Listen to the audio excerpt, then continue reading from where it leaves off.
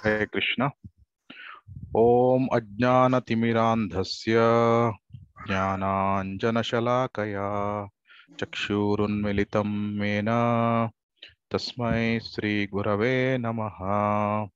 नमो विष्णुपादाय कृष्णप्रेष्ठाय भूतले श्रीमते भक्तिवेदान्त स्वामिन्निति नामिने। नमस्ते सारस्वते देवे गौरवाणी प्रचारिणे निर्विशेष शून्यवादी पाश्चात्य देशतारिणे। जय श्री कृष्ण चैतन्य प्रभु नित्यानंद श्री अद्वैत गदाधर श्रीवासादि गौर भक्तवृंद। हरे कृष्णा कृष्णा कृष्णा हरे हरे हरे रामा ರಾಮ ರಾಮ ಹರೇ ಹರೇ. ಹರೇ ಕೃಷ್ಣ. ಇವತ್ತಿನ ಕ್ಲಾಸಿಗೆ ನಿಮಗೆಲ್ರಿಗೂ ಸ್ವಾಗತ.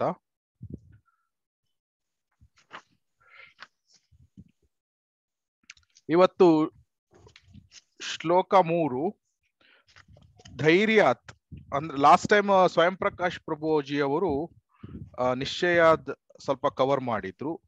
ಇವತ್ತು ಧೈರ್ಯಾತ್ ನೋಡೋಣ, ಆಮೇಲೆ ಸ್ವಲ್ಪ ನಿಶ್ಚಯಾತ್ ಸಹ ಸ್ವಲ್ಪ ಕಂಟಿನ್ಯೂ ಮಾಡೋಣ.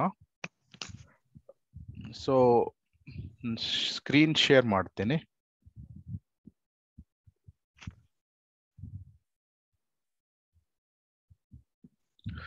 ಓಕೆ. ಸೊ ನಿಶ್ಚಯಾತ್ ಅಂದ್ರೆ ದೃಢವಾದ ನಂಬಿಕೆ. ಸೊ ಲಾಸ್ಟ್ ಟೈಮ್ ಸ್ವಯಂ ಪ್ರಕಾಶ್ ಪ್ರಭುಜಿ ಅವರು ಹೇಳಿದ್ರು, ಭರವಸೆ ಅಥವಾ ನಂಬಿಕೆ, ದೃಢವಾದ ಶ್ರದ್ಧೆಗೆ ನಿಶ್ಚಯಾದ್ ಅಂತ ಹೇಳ್ತಾರೆ. ಸೊ ಮೊದಲು ನಾವು 3ನೇ ಶ್ಲೋಕ ಹೇಳೋಣ. ಎಲ್ಲರೂ ದಯವಿಟ್ಟು ರಿಪೀಟ್ ಮಾಡಿ. ಉತ್ಸಾಹ ನಿಶ್ಚಯ ಧೈರ್ಯಾತ್ उत्साह निश्चयार् धैर्यात् ತತ್ತತ್ ಕರ್ಮ ಪ್ರವರ್ತನಾತ್ तत्कर्म प्रवर्तनात् ಸಂಗತ್ಯಾಗಾತ್ ಸತೋ ವೃತ್ತೆ ಷಡ್ಭಿರ್ಭಕ್ತಿರ್ ಪ್ರಸಿದ್ಧ್ಯತಿ. षड्भिर्भक्ति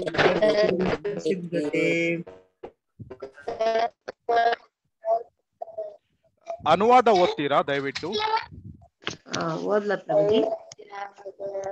ಓದಿ ಮಾತಾಜಿ. ಅನುವಾದ ಇಲ್ಲ ಪ್ರಪಾತ್ ಕೀಜಿ. ಶುದ್ಧ ಭಕ್ತಿ ಸೇವೆ ಮಾಡಲು ಅನುಕೂಲವಾದ 6 ತತ್ವಗಳಿವೆ.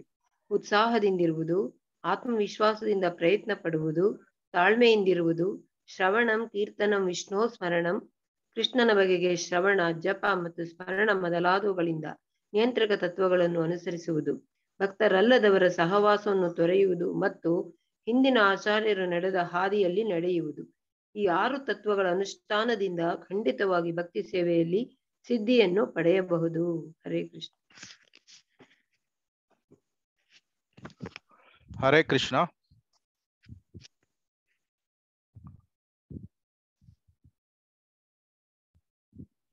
ಸೊ ಇವತ್ತು ಧೈರ್ಯ ಮೊದಲು ನೋಡೋಣ, ಆಮೇಲೆ ನಿಶ್ಚಯಾತ್ ಅಂದ್ರೆ ಏನು ಅಂತ ನೋಡೋಣ.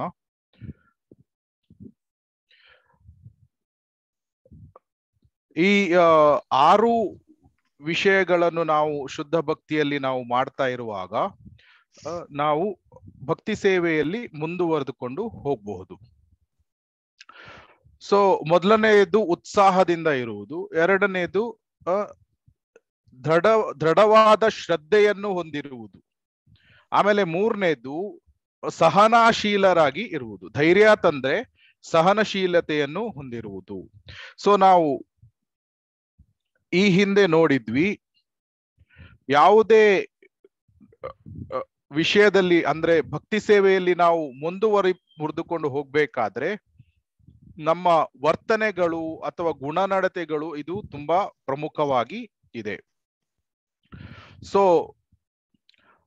ಒಬ್ನು ತನ್ನ ಜೀವನವನ್ನು ಹೇಗೆ ಪಾಲಿಸಿಕೊಂಡು ಹೋಗ್ತಾನೆ ಅದು ತುಂಬಾ ಪ್ರಮುಖವಾಗಿದೆ. ಈ ಸ್ಲೈಡ್ ಅಲ್ಲಿ ನಾವು ನೋಡ್ತಾ ಇದ್ದೇವೆ. ನಿಶ್ಚಯ ಅಂದ್ರೆ ಕನ್ವಿಕ್ಷನ್, ದೃಢವಾದ ಶ್ರದ್ಧೆ. ಧೈರ್ಯ ಅಂದ್ರೆ ಒಬ್ಬನು ತನ್ನ ಭಕ್ತಿ ಸೇವೆಯ ವಿಧಾನಗಳನ್ನು ಅವನು ಕಡಿಮೆ ಮಾಡುವುದಿಲ್ಲ. ಅಂದ್ರೆ ಯಾವುದೇ ಕಷ್ಟಗಳು ಬರಬಹುದು ಅಥವಾ ಅಡಚಣೆಗಳು ಬರಬಹುದು, ಗುರಿ ತಲುಪುವಾಗ ತುಂಬಾ ಸಮಯ ಹಿಡಿಬಹುದು, ಆದ್ರೆ ಒಬ್ಬನು ತನ್ನ ಧೈರ್ಯವನ್ನು ಅವನು ಕಳೆದುಕೊಳ್ಳುವುದಿಲ್ಲ. ತನ್ನ ಸಹನಶೀಲತೆಯನ್ನು ಅವನು ಕಳೆದುಕೊಳ್ಳುವುದಿಲ್ಲ. ಅವನು ಸತತವಾಗಿ ಅವನು ಗುರಿಯತ್ತ ನಡೆದುಕೊಂಡು ಅವನು ಸಾಕ್ತಾನೆ. ಸೊ ಆಮೇಲೆ ಹಿಂದಿನ ಕ್ಲಾಸಲ್ಲಿ ನಾವು ನೋಡಿದ್ವಿ, ಭಕ್ತಿ ಅಂದ್ರೆ ಇದು ಕಾರ್ಯಶೀಲ ದೃಷ್ಟಿಯಿಂದ ಮಾಡುವಂತಹ ಒಂದು ಕಾರ್ಯಚಟುವಟಿಕೆಗಳು. ನಾವು ಬರೇ ಮನಸ್ಸಿನಲ್ಲಿ ನನಗೆ ತುಂಬಾ ಭಕ್ತಿ ಇದೆ, ನಾನು ಭಾರಿ ಭಾವವನ್ನು ಹೊಂದಿದ್ದೇನೆ, ನಾನು 24 ಗಂಟೆಗಳ ಕಾಲ ಸತತವಾಗಿ ಕೃಷ್ಣನನ್ನು ನಾನು ನೆನಪಿಸ್ಕೊಳ್ತಾ ಇರ್ತೇನೆ ಅಂತ ಎಷ್ಟೊಂದು ಜನ ಹೇಳ್ತಾರೆ. ಆದ್ರೆ ಒಂದು ಮಾಲೆ ಹರೇ ಕೃಷ್ಣ ಮಹಾಮಂತ್ರ ಜಪವನ್ನು ಸಹ ಅವರು ಮಾಡ್ತಾ ಇರುವುದಿಲ್ಲ. ಅದಕ್ಕೆ ಶೀಲಾ ಪ್ರಭುಪಾದರು ಹೇಳಿದ್ರು, ಭಕ್ತಿ is A sort of cultivation, ಅಂದ್ರೆ ಕಾರ್ಯಶೀಲ ದೃಷ್ಟಿಯಿಂದ ಮಾಡುವಂತಹ ಕಾರ್ಯ ಚಟುವಟಿಕೆಗಳು. ನಾವು ಉದಾಹರಣೆಗಳನ್ನು ನೋಡಿದ್ವಿ. ಹೇಗೆ ಪ್ರತಾಪ ರುದ್ರ ಮಹಾರಾಜ ಅವನು ಜಗನ್ನಾಥನ ರಥಯಾತ್ರೆ ನಡಿಬೇಕಾದ್ರೆ ರಥದ ಮುಂದೆ ಅವನು ಕಸವನ್ನು ಗುಡಿಸ್ತಾ ಇರ್ತಾನೆ. ಆಮೇಲೆ ಹನುಮಂತ ಲಕ್ಷ್ಮಣನಿಗಾಗಿ ಅವನು ತಾನು ಹಾರಿ ಅವನು ಆ ಪರ್ವತವನ್ನು ಎತ್ತಿಕೊಂಡು ಅವನು ಪರ್ವತವನ್ನು ಅದರಲ್ಲಿ ಸಂಜೀವಿನಿಗಾಗಿ ಅವನು ಆ ಪರ್ವತವನ್ನು ಹೊತ್ತಿಕೊಂಡು ಅವನು ಬರ್ತಾನೆ. ಸೊ ಇದೇ ರೀತಿ ನಾವು ನೋಡ್ಬೇಕಾದ್ರೆ ಆಕ್ಟಿವಿಟಿ. ಸೊ ಭಕ್ತಿ ಅಂದ್ರೆ ನಾವು ಡಿವೋಷನಲ್ ಸರ್ವಿಸ್ ಅಂತ ಹೇಳ್ತೇವೆ, ಸೇವೆ ಮಾಡುವುದು. ಸೊ ಅದಕ್ಕಾಗಿ ಶೀಲ ಪ್ರಭುಪಾದರು ಭಕ್ತಿ ಅಂದ್ರೆ ಡಿವೋಷನ್ ಅಂತ ಅವರು ಟ್ರಾನ್ಸ್ಲೇಟ್ ಮಾಡಲಿಲ್ಲ, ಡಿವೋಷನಲ್ ಸರ್ವಿಸ್, ಭಕ್ತಿ ಸೇವೆ. ಸೊ ಸೇವೆ ಅಂದಾಗ ನಾವು ಫಿಸಿಕಲಿ, ನಾವು ದೈಹಿಕವಾಗಿ ನಾವು ನಮ್ಮ ಕಾರ್ಯ ಚಟುವಟಿಕೆಗಳನ್ನು ನಾವು ಮಾಡ್ತೇವೆ. ಉದಾಹರಣೆಗೆ ನಾವು ಇಲ್ಲಿ ನೋಡ್ತಾ ಇದ್ದೇವೆ, ಒಬ್ಬನು ಭಕ್ತನು ಬೋಧನೆಗಳನ್ನು ಮಾಡುವುದಂದ್ರೆ ಅವನು ಬುಕ್ ಡಿಸ್ಟ್ರಿಬ್ಯೂಷನ್ ಮಾಡ್ತಾನೆ. ಆಮೇಲೆ ಇಲ್ಲಿ ನಾವು ಇಬ್ರು ನೋಡ್ತೇವೆ, ಶ್ರೀನಾಥ್ ಜಿ ಪ್ರಭು ಮತ್ತೆ ಮಫತ್ಲಾಲ್, ಇವರು ಕೃಷ್ಣಚಂದ್ರ ಪ್ರಭು, ಇವರು ದೊಡ್ಡ ಇಂಡಸ್ಟ್ರಿಯಲಿಸ್ಟ್. ಅವರು ಮಹಾನ್ ಭಕ್ತರು, ಆದ್ರೆ ಅವರು ದೊಡ್ಡ ಇಂಡಸ್ಟ್ರಿಯಲಿಸ್ಟ್. ಅಂದ್ರೆ ಅವರು ಕಾರ್ಖಾನೆಗಳಲ್ಲಿ ಬೇರೆ ಬೇರೆ ಕಾರ್ಖಾನೆಗಳನ್ನು ನಡೆಸ್ತಾರೆ. ಸೊ ಅವರು ತಮ್ಮ ಕರ್ತವ್ಯಗಳನ್ನು ಮಾಡ್ತಾ ಅವರು ಭಕ್ತಿ ಸೇವೆಯನ್ನು ಅಭ್ಯಾಸ ಮಾಡ್ತಾರೆ. ಆಮೇಲೆ ಈಗ ಕೆಳಗೆ ನೋಡಿದ್ರೆ ಇವರು ಗದ್ದೆಯಲ್ಲಿ ಗಿಡಗಳನ್ನು ನೆಡ್ತಾ ಇದ್ದಾರೆ. ಸೊ ಆಮೇಲೆ ಬೇರೆಯವರ ಭಕ್ತರ ಸಂತೋಷಕ್ಕಾಗಿ ಭರತನಾಟ್ಯಗಳನ್ನು ಮಾಡುವುದು, ಬುಕ್ ಡಿಸ್ಟ್ರಿಬ್ಯೂಷನ್ಗಳನ್ನು ಮಾಡುವುದು, ಕೀರ್ತನೆಗಳನ್ನು ಮಾಡುವುದು. ಸೊ ಈ ರೀತಿ ನಾವು ನೋಡುವಾಗ ಇದು ಭಕ್ತಿ ಅಂದ್ರೆ ಭಕ್ತಿ ಸೇವೆ, ಡಿವೋಷನಲ್ ಆಕ್ಟಿವಿಟಿ. ಸೊ ಅದಕ್ಕಾಗಿ ನಾವು ಅದನ್ನು ಸರ್ವಿಸ್ ಅಂತ ಹೇಳ್ತೇವೆ, ಸೇವೆ ಅಂತ ನಾವು ಹೇಳ್ತೇವೆ. ಇದು ನಮ್ದು ಕಾರ್ಯ ಚಟುವಟಿಕೆಗಳು ಅಂದಾಗ ನಾವು ಸುಮ್ಮನೆ ಕುಳಿತುಕೊಂಡು ನಾವು ನನಗೆ ತುಂಬಾ ಭಕ್ತಿ ಇದೆ ಅಂತ ಹೇಳುವುದಲ್ಲ. ಅದ್ ನಾನು ಕಾರ್ಯಶೀಲ ದೃಷ್ಟಿಯಿಂದ ನಾನು ಎಲ್ಲ ಸೇವೆಗಳನ್ನು ನಾವು ಮಾಡಿ ನಾವು ಇದು ಕಾರ್ಯಚಟುವಟಿಕೆಗಳನ್ನು ನಾವು ಮಾಡ್ತಾ ಇರಬೇಕು. One minute. ಸೊ ಮುಂದಿನ ಸ್ಲೈಡ್ ನೋಡೋಣ. ನಾವು ಉತ್ಸಾಹದಲ್ಲಿ ನೋಡಿದ್ವಿ ಹೇಗೆ ಭೌತಿಕ ದೃಷ್ಟಿಯಿಂದ ಒಬ್ಬನು ತುಂಬಾ ಉತ್ಸಾಹದಿಂದ ಅವನು ಆಫೀಸಲ್ಲಿ ಕೆಲಸ ಎಲ್ಲ ಮಾಡ್ತಾ ಇರ್ಬೋದು, ಅಥವಾ ಇಲ್ಲಿ ವಿದ್ಯಾರ್ಥಿಗಳು ಅವರು ತುಂಬಾ ಉತ್ಸಾಹದಿಂದ ಕೈ ಎತ್ತಿ ಟೀಚರ್ ಹೇಳಿರುವಂತಹ ಪ್ರಶ್ನೆಗೆ ಉತ್ತರ ಹೇಳಲಿಕ್ಕೆ ಉತ್ಸಾಹದಿಂದ ಇದ್ದಾರೆ. ಆದ್ರೆ ಅದೇ ಸ್ಟೂಡೆಂಟ್ ಅವನು ಯಾವಾಗ ಭಗವದ್ಗೀತೆಯನ್ನು ಓದಿ ಕೃಷ್ಣನನ್ನು ತನ್ನ ಜೀವನದ ಸೆಂಟರ್ ಮಧ್ಯದಲ್ಲಿ ಇಟ್ಕೊಳ್ತಾನೆ, ಆವಾಗ ಜೀವನ ಸಾರ್ಥಕ ಆಗ್ತದೆ. ಸೊ ಆದ್ರಿಂದ ಉತ್ಸಾಹವನ್ನು ನಾವು ಭೌತಿಕ ದೃಷ್ಟಿಯಿಂದ ಹೊಂದಿದ್ರೆ ಅದು ನಮ್ಗೆ ಯಾವುದೇ ಅಷ್ಟೊಂದು ಲಾಭವನ್ನು ನಾವು ಹೊಂದುವುದಿಲ್ಲ. ಆದ್ರೆ ಉತ್ಸಾಹವನ್ನು ನಾವು ಕೃಷ್ಣನನ್ನು ನಮ್ಮ ಜೀವನದ ಮಧ್ಯೆ ಇಟ್ಕೊಂಡು ಕೃಷ್ಣ ಪ್ರಜ್ಞೆಯಲ್ಲಿ ಉತ್ಸಾಹವನ್ನು ಹೊಂದಿದ್ರೆ ನಮ್ಮ ಜೀವನ ಸಾರ್ಥಕತೆಯನ್ನು ಹೊಂದುತ್ತದೆ. ಸೊ ಆವಾಗ ನಾವು ನೋಡಿದ್ವಿ ಯಾರಿಗಾಗಿ ಭಕ್ತಿಯನ್ನು ಮಾಡಬೇಕು? ಕೃಷ್ಣನಿಗಾಗಿ ಭಕ್ತಿಯನ್ನು ಮಾಡಬೇಕು. ಹೇಗೆ ಮಾಡಬೇಕು? ಆಚಾರ್ಯರ ಮಾರ್ಗದರ್ಶನದ ಅಡಿ ಗುರುಗಳಿಗೆ ಶರಣಾಗಿ, under the direction of a bonafide ಗುರುಗಳಿಗೆ ಶರಣಾಗಿ ನಾವು ಭಕ್ತಿಯನ್ನು ನಾವು ಮಾಡಬೇಕು. ಯಾತಕ್ಕಾಗಿ ಮಾಡಬೇಕು? ಪರ್ಪಸ್ ಏನು? ನಾವು ಭಕ್ತಿಯೋಗದಲ್ಲಿ ಒಂದು ಪರಿಪೂರ್ಣತೆಯನ್ನು ನಾವು ಪಡಿಲಿಕ್ಕಾಗಿ ನಾವು ಭಕ್ತಿಯನ್ನು ನಾವು ಮಾಡಬೇಕು. ಸೊ ಕೃಷ್ಣ ಪ್ರೇಮವನ್ನು ಪಡಿಲಿಕ್ಕಾಗಿ ಅಥವಾ ಶುದ್ಧ ಭಕ್ತಿ ಸೇವೆ ಇದನ್ನು ಪಡಿಲಿಕ್ಕಾಗಿ ನಾವು ಭಕ್ತಿಯನ್ನು ನಾವು ಅಭ್ಯಾಸ ಮಾಡಬೇಕು. ಸೊ ಆದ್ರಿಂದ ಎಲ್ಲವೂ ಕೃಷ್ಣನದೇ ಪ್ರಾಪರ್ಟಿ. ಅಂದ್ರೆ ಎಲ್ಲ ಕೃಷ್ಣನ ವಸ್ತುಗಳು ಅವೆಲ್ಲ ಅವನಿಗೆ ಬಿಲಾಂಗ್ ಆಗಿದ್ದು, ಅಂದ್ರೆ ಅವನಿಗೆ ಸೇರಿದ್ದು. ಆದ್ರಿಂದ ಎಲ್ಲವನ್ನು ನಾವು ಅವನ ಸೇವೆಯಲ್ಲಿ ಉಪಯೋಗಿಸಿಕೊಳ್ಬೇಕು. ಅದಕ್ಕೆ ಶೀಲಾ ಪ್ರಭುಪಾದರು ಡಿಕ್ಟಾಫೋನ್ ಇದರ ಉದಾಹರಣೆಯನ್ನು ಅವರು ಯಾವಾಗ್ಲೂ ಹೇಳ್ತಾ ಇದ್ರು. ಡಿಕ್ಟಾಫೋನ್ ಅನ್ನು ನಾವು ಅವರು ಸೈಂಟಿಸ್ಟ್ಗಳು ಅವರು ಬೇರೆ ಉದ್ದೇಶಕ್ಕಾಗಿ ಅವರು ಅದನ್ನು ಕಂಡು ಹಿಡಿದ್ರು. ಆದ್ರೆ ಡಿಕ್ಟಾಫೋನ್ ಅನ್ನು ಶೀಲಾ ಪ್ರಭುಪಾದರು ಕೃಷ್ಣ ಪ್ರಜ್ಞಾ ಬೋಧನೆಯ ಕಾರ್ಯಚಟುವಟಿಕೆಗಳನ್ನು ಮಾಡ್ಲಿಕ್ಕಾಗಿ ಅವರು ಉಪಯೋಗಿಸಿದ್ರು. ಇದನ್ನು ಯುಕ್ತ ವೈರಾಗ್ಯ ಅಂತ ಹೇಳ್ತಾರೆ. ಯುಕ್ತ ವೈರಾಗ್ಯ ಅಂದ್ರೆ ನಮ್ಮ ಬಳಿ ಇರುವ ಎಲ್ಲ ವಸ್ತುಗಳನ್ನು ನಾವು ಕೃಷ್ಣನ ಸೇವೆಯಲ್ಲಿ ಉಪಯೋಗಿಸುವುದು. ಸೊ ಆದ್ರಿಂದ ಇದು ಐಡಲ್ ಮೆಡಿಟೇಷನ್ ಅಲ್ಲ, ಸುಮ್ಮನೆ ಕಣ್ಣು ಮುಚ್ಕೊಂಡು ಮೆಡಿಟೇಷನ್ ಅಂತ ಅಲ್ಲ, ಬಟ್ ನಾವು ಕಾರ್ಯಶೀಲ ದೃಷ್ಟಿಯಿಂದ ಆ ಎಲ್ಲ ಸೇವೆಗಳನ್ನು ನಾವು ದೈಹಿಕವಾಗಿ ನಾವು ಮಾಡಬೇಕು. ಇವತ್ತು ಧೈರ್ಯಾತ್ ಇದನ್ನು ನೋಡೋಣ. ಆಮೇಲೆ ಸ್ವಲ್ಪ ಸಮಯ ನಿಶ್ಚಯಾತನ್ನು ಸಹ ನೋಡೋಣ. ಈ ಚಿತ್ರದಲ್ಲಿ ನಾವು ನೋಡ್ತಾ ಇದ್ದೇವೆ ಸಂಪಾತಿ. ನಮಗೆ ಗೊತ್ತಿರುವ ಹಾಗೆ ಸಂಪಾತಿಯ ರೆಕ್ಕೆಗಳು ಹೋಗಿರ್ತದೆ. ಸೊ ಸಂಪಾತಿಗೆ ಒಬ್ರು ಮುನಿಗಳು ಹೇಳಿರ್ತಾರೆ, ನಿನಗೆ 8,000 ವರ್ಷಗಳ ನಂತರ ರೆಕ್ಕೆಗಳು ಬರ್ತದೆ ಅಂತ. ಸೊ ರಾಮಾಯಣದಲ್ಲಿ ರಾವಣ ಸೀತೆಯನ್ನು ಕರೆದುಕೊಂಡು ಲಂಕೆಗೆ ಹೋಗ್ತಾನೆ. ಆವಾಗ ಜಟಾಯು ಮೇಲಿನ ಚಿತ್ರದಲ್ಲಿ ನಾವು ನೋಡಿದ್ದೇವೆ. ಜಟಾಯು ಅವನು ರಾವಣನ ಜೊತೆ ಹೋರಾಟ ಮಾಡ್ತಾನೆ. ಸೊ ರಾವಣ ಆ ಜಟಾಯುವಿನ ರೆಕ್ಕೆಗಳನ್ನು ಕಡಿದು ಅವನನ್ನು ಕೊಲ್ತಾನೆ. ಸೊ ಸಂಪಾತಿ ಯಾರು? ಜಟಾಯುವಿನ ಬ್ರದರ್, ಸಹೋದರ. ಸೊ ಸಂಪಾತಿ ಅವನು ಇರುವ ಸ್ಥಳದಲ್ಲಿ ಈ ವಾನರರು ಬರ್ತಾರೆ. ವಾನರರು ಬಂದು ಅವರು ಮಾತನಾಡ್ಕೊಳ್ತಾ ಇರ್ತಾರೆ, ನಾವು ಸೀತೆಯನ್ನು ಹುಡುಕೊಳ್ಳಿಕ್ಕೆ ಆಗ್ಲಿಲ್ಲ, ಈಗ ನಾವು ಹೇಗೆ ಹೋಗಿ ಸುಗ್ರೀವನಿಗೆ ನಾವು ಉತ್ತರವನ್ನು ನೀಡುವುದು? ಈಗ ನಾವು ಸುಗ್ರೀವನ ಹತ್ರ ಹೋದ್ರೆ ಸುಗ್ರೀವ ನಮ್ಮನ್ನು ಕೊಲ್ತಾನೆ. ಆದ್ರಿಂದ ನಾವೇ ಉಪವಾಸವನ್ನು ಮಾಡಿ ಅಥವಾ ನಾವಾಗಿಯೇ ನಾವು ನಮ್ಮ ದೇಹವನ್ನು ಬಿಡೋಣ ಅಂತ ಅವರು ಮಾತನಾಡ್ಕೊಳ್ತಾ ಇರ್ತಾರೆ. ಆವಾಗ ಅಲ್ಲಿ ಸಂಪಾತಿ ಇರ್ತಾನೆ. ಆವಾಗ ಸಂಪಾತಿ ಹೇಳ್ತಾನೆ, ಓ, ನೀವು ದೇಹವನ್ನು ಬಿಡುವ ಆಶೆಯನ್ನು ಮಾಡ್ತಾ ಇದ್ದೀರೋ, ಅದು ನನಗೆ ತುಂಬಾ ಒಳ್ಳೆಯದು. ಯಾಕೆಂದ್ರೆ ನಾನು ನಿಮ್ಮನ್ನೆಲ್ಲ ತಿಂದು ಬಿಡಬಹುದು ಅಂತ. ಸೊ ಯಾಕಂದ್ರೆ ಸಂಪಾತಿ ಅವನು ವಲ್ಚರ್ ಅಂದ್ರೆ ಈ ಗರುಡ ಅಂತ ಅಲ್ಲ, ಗರುಡದಲ್ಲಿ ಒಂದು ಜಾತಿ ಇದೆ, ಅದು ಅಂದ್ರೆ ಸತ್ತ ದೇಹಗಳನ್ನು ತಿಂತದೆ. ಸೊ ವಲ್ಚರ್ ಅಂತ ರಣಹದ್ದು. ಓಕೆ, ರಣಹದ್ದು ಸಂಪಾತಿ ಮತ್ತೆ ಜಟಾಯು ಅವ್ರು ರಣಹದ್ದು.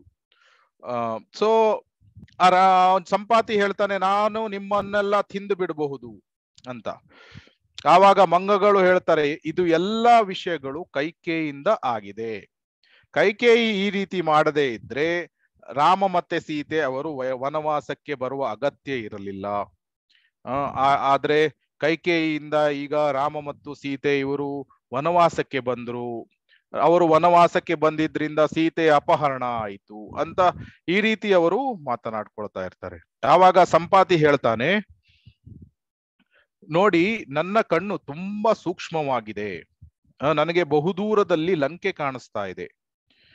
ಅದೂ ಅಲ್ಲದೆ ನನ್ನ ಮಗ ಸ್ವತಃ ನೋಡಿದ್ದಾನೆ, ರಾವಣನು ಸೀತೆಯನ್ನು ಲಂಕೆಯ ಆ ದಿಕ್ಕಿನಲ್ಲಿ ಕರೆದುಕೊಂಡು ಹೋಗ್ಬೇಕಾದ್ರೆ ನನ್ನ ಮಗ ಸ್ವತಃ ನೋಡಿದ್ದಾನೆ.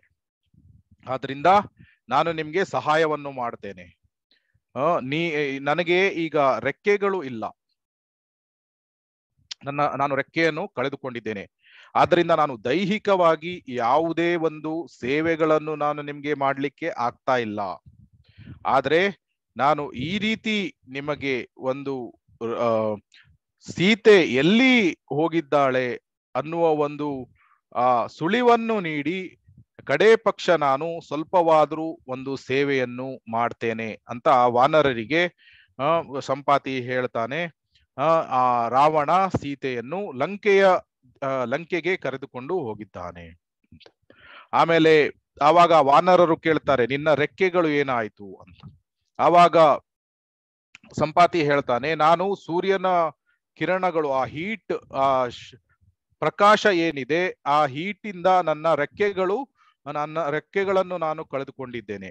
ಆವಾಗ ಒಬ್ರು ಮುನಿಗಳು ಹೇಳಿದ್ರು, 8,000 ವರ್ಷಗಳ ನಂತರ ವಾನರರು ಬರ್ತಾರೆ. ಅವರು ವಾನರರು ಬಂದಾಗ ನೀನು ಅವರಿಗೆ ಸೇವೆಯನ್ನು ಸಲ್ಲಿಸಿದಾಗ ನಿನಗೆ ರೆಕ್ಕೆಗಳು ಪುನಃ ಬೆಳೆಯುತ್ತವೆ ಅಂತ. ಆವಾಗ ಈ ರೀತಿ ಆ ಸುಳಿವನ್ನು ಯಾವಾಗ ಸಂಪಾತಿ ಆ ವಾನರರಿಗೆ ನೀಡ್ತಾನೆ, ಅವನ ರೆಕ್ಕೆಗಳು ಪುನಃ ವಾಪಸ್ ಅವನಿಗೆ ಬರ್ತದೆ. ಸೊ ಈ ಲೀಲೆಯಿಂದ ನಾವು ಏನು ಅರ್ಥ ಮಾಡ್ಕೊಳ್ತೇವೆ ಅಂದ್ರೆ, ಸಂಪಾತಿ ತನ್ನ ರೆಕ್ಕೆಗಳನ್ನು ಮತ್ತೆ ಅದು ಬೆಳೆಯುವ ಹಾಗೆ ಆಗ್ಲಿಕ್ಕೆ 8,000 ವರ್ಷಗಳ ತನಕ ಅವನು ಕಾದಿದ. ಆಮೇಲೆ ಅವನಿಗೆ ಆ ಮುನಿಯ ವಾಕ್ಯದಲ್ಲಿ ಶ್ರದ್ಧೆ ಇತ್ತು. ಸೊ ಅದೇ ರೀತಿ ನಾವು ಭಕ್ತಿ ಸೇವೆಯಲ್ಲಿ ನಾವು ಮುಂದುವರಿಬೇಕಾದ್ರೆ ನಾವು 1 ಅಥವಾ 2 ವರ್ಷದಲ್ಲಿ ನಮಗೆ ಬೇಗನೆ ಒಂದು ರಿಸಲ್ಟ್ಸ್, ಫಲಿತಾಂಶ ಸಿಗ್ಬೇಕು ಅನ್ನುವ ಒಂದು ಗಡಿಬಿಡಿಯನ್ನು ನಾವು ಮಾಡಬಾರ್ದು. ನಾವು ಸಹ ಧೈರ್ಯವನ್ನು ನಾವು ಹೊಂದಿರಬೇಕು, ಸಹನಶೀಲತೆಯನ್ನು ಹೊಂದಿರಬೇಕು. ಆಮೇಲೆ ಸಂಪಾತಿಗೆ ಹೇಗೆ ಮುನಿಗಳ ವಾಕ್ಯದಲ್ಲಿ ಶ್ರದ್ಧೆ ಇತ್ತು, ಅದೇ ರೀತಿ ನಮಗೂ ಸಹ ನಮ್ಮ ಗುರುಗಳ ವಾಕ್ಯದಲ್ಲಿ ನಮಗೆ ಶ್ರದ್ಧೆ ಇರಬೇಕು.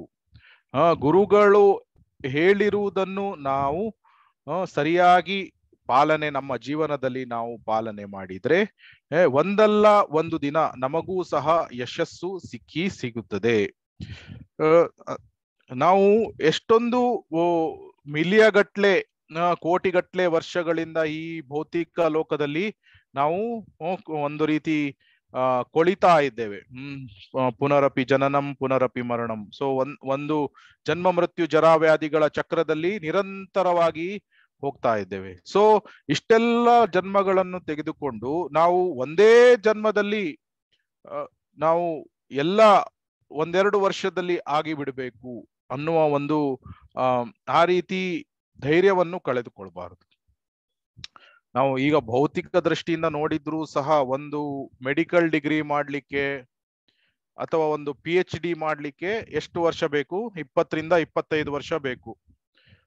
7 ವರ್ಷ ಪ್ರೈಮರಿ, ಸೊ 3 ವರ್ಷ ಹೈಸ್ಕೂಲ್ ಆಗ್ತದೆ, 2 ವರ್ಷ ಮತ್ತೆ ಫಸ್ಟ್ PUC, ಸೆಕೆಂಡ್ PUC, ಆಮೇಲೆ ಮತ್ತೆ 4 ವರ್ಷ ಡಿಗ್ರಿ ಇಂಜಿನಿಯರಿಂಗ್ ಅಥವಾ MBBS ಮಾಡೋದಿದ್ರೆ 5 ವರ್ಷ, ಈ ರೀತಿ.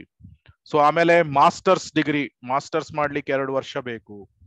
ಸೊ ಅದಾದ್ಮೇಲೆ PhD ಅಂದ್ರೆ ಮತ್ತೆ 4 ವರ್ಷ. ಸೊ ಈ ರೀತಿ 22, 23, 20ರಿಂದ 25 ವರ್ಷಗಳು ಬರೇ ಒಂದು ಭೌತಿಕ ಡಿಗ್ರಿಯನ್ನು ನಾವು ಪಡಿಲಿಕ್ಕೆ ಇಷ್ಟು ಹೋರಾಟವನ್ನು ನಾವು ಮಾಡಬೇಕು. ಹಾಗಿರುವಾಗ ಆಧ್ಯಾತ್ಮಿಕ ಜೀವನದಲ್ಲಿ ನಾವು ಹೇಗೆ 1, 2, 3 ವರ್ಷದಲ್ಲಿ ನಾವು ಯಶಸ್ಸನ್ನು ನಾವು ಎಕ್ಸ್ಪೆಕ್ಟ್ ಮಾಡಬಹುದು? ಅದು ಅಷ್ಟೊಂದು ಸುಲಭ ಇಲ್ಲ. ಯಾಕೆಂದ್ರೆ ಆಧ್ಯಾತ್ಮಿಕ ಜೀವನ ಅದರಲ್ಲಿ ತುಂಬಾ ಟೆಸ್ಟ್, ನಮ್ಗೆ ಪರೀಕ್ಷೆಗಳು ಬರ್ತದೆ. ಸೊ ಆ ಪರೀಕ್ಷೆಗಳನ್ನು ನಾವು ಹೇಗೆ ನಾವು ಭೌತಿಕ ನಾವು ಒಂದು ಹಂತವಾಗಿ ಒಂದೊಂದು ಫಸ್ಟ್ ಸ್ಟ್ಯಾಂಡರ್ಡ್, ಸೆಕೆಂಡ್ ಸ್ಟ್ಯಾಂಡರ್ಡ್ ಈ ತರ ಮುಗಿಸ್ಬೇಕಾದ್ರೆ ಪರೀಕ್ಷೆಗಳು ಬರ್ತದೆ. ಅದೇ ರೀತಿ ನಮ್ಮ ಜೀವನದಲ್ಲೂ ಸಹ ತುಂಬಾ ಟೆಸ್ಟ್ ಪರೀಕ್ಷೆಗಳು ಸಹ ಇರ್ತದೆ. ಸೊ ನಾವು ಎಲ್ಲಾ ಪರೀಕ್ಷೆಗಳಲ್ಲೂ ಸಹ ನಾವು ಅವಶ್ಯ ರಕ್ಷಿಬೆ ಕೃಷ್ಣ, ಸೊ ಕೃಷ್ಣ ನನ್ನನ್ನು ಖಂಡಿತವಾಗಿ ರಕ್ಷಣೆ ಮಾಡ್ತಾನೆ ಅನ್ನುವ ಒಂದು ದೃಢವಾದ ಶ್ರದ್ಧೆ, ಭರವಸೆ, ನಂಬಿಕೆಯನ್ನು ನಾವು ಹೊಂದಿದ್ದು, ತಾಳ್ಮೆ ಸಹನಶೀಲತೆಯನ್ನು ಹೊಂದಿದ್ದು, ಉತ್ಸಾಹ ನಿಶ್ಚಯ ಧೈರ್ಯ ಅಂದ್ರೆ ನಿಶ್ಚಯ ಮತ್ತು ಧೈರ್ಯವನ್ನು ಸತತವಾಗಿ ಹೊಂದಿದ್ರೆ ಎಲ್ಲ ಪರೀಕ್ಷೆಗಳಲ್ಲೂ ಸಹ ಯಾವಾಗ ಪರೀಕ್ಷೆಗಳು ಬರ್ತದೆ ಆವಾಗ ಅವಶ್ಯ ರಕ್ಷಿಬೆ ಕೃಷ್ಣ. ಸೊ ಕೃಷ್ಣನ ಮೇಲೆ ಸಂಪೂರ್ಣರಾಗಿ ಶರಣಾಗಿ ಅವನ ಮೇಲೆ ಅವಲಂಬಿತರಾಗಿ ಆ ಪರೀಕ್ಷೆಯಲ್ಲಿ ಉತ್ತೀರ್ಣರಾಗಬೇಕು. ಸೊ ಆವಾಗ ವರ್ಷದಿಂದ ವರ್ಷಕ್ಕೆ ನಾವು ಶುದ್ಧರಾಗ್ತಾ ಹೋಗ್ತೇವೆ. ಗ್ರ್ಯಾಜುವಲಿ, ಸಾವಧಾನವಾಗಿ ನಮ್ಮ ಅನರ್ಥಗಳು ಕಡಿಮೆ ಆಗ್ತದೆ, ಹೃದಯ ಶುದ್ಧವಾಗ್ತಾ ಬರ್ತದೆ. ಆಮೇಲೆ ಕೊನೆಗೆ ನಾವು ಗುರುಗಳ ಕೃಪೆಯಿಂದ, ಭಗವಂತನ ಕೃಪೆಯಿಂದ ಒಂದು ದಿನ ಶುದ್ಧ ಭಕ್ತರಾಗ್ಲಿಕ್ಕೆ ಸಾಧ್ಯ ಆಗ್ತದೆ.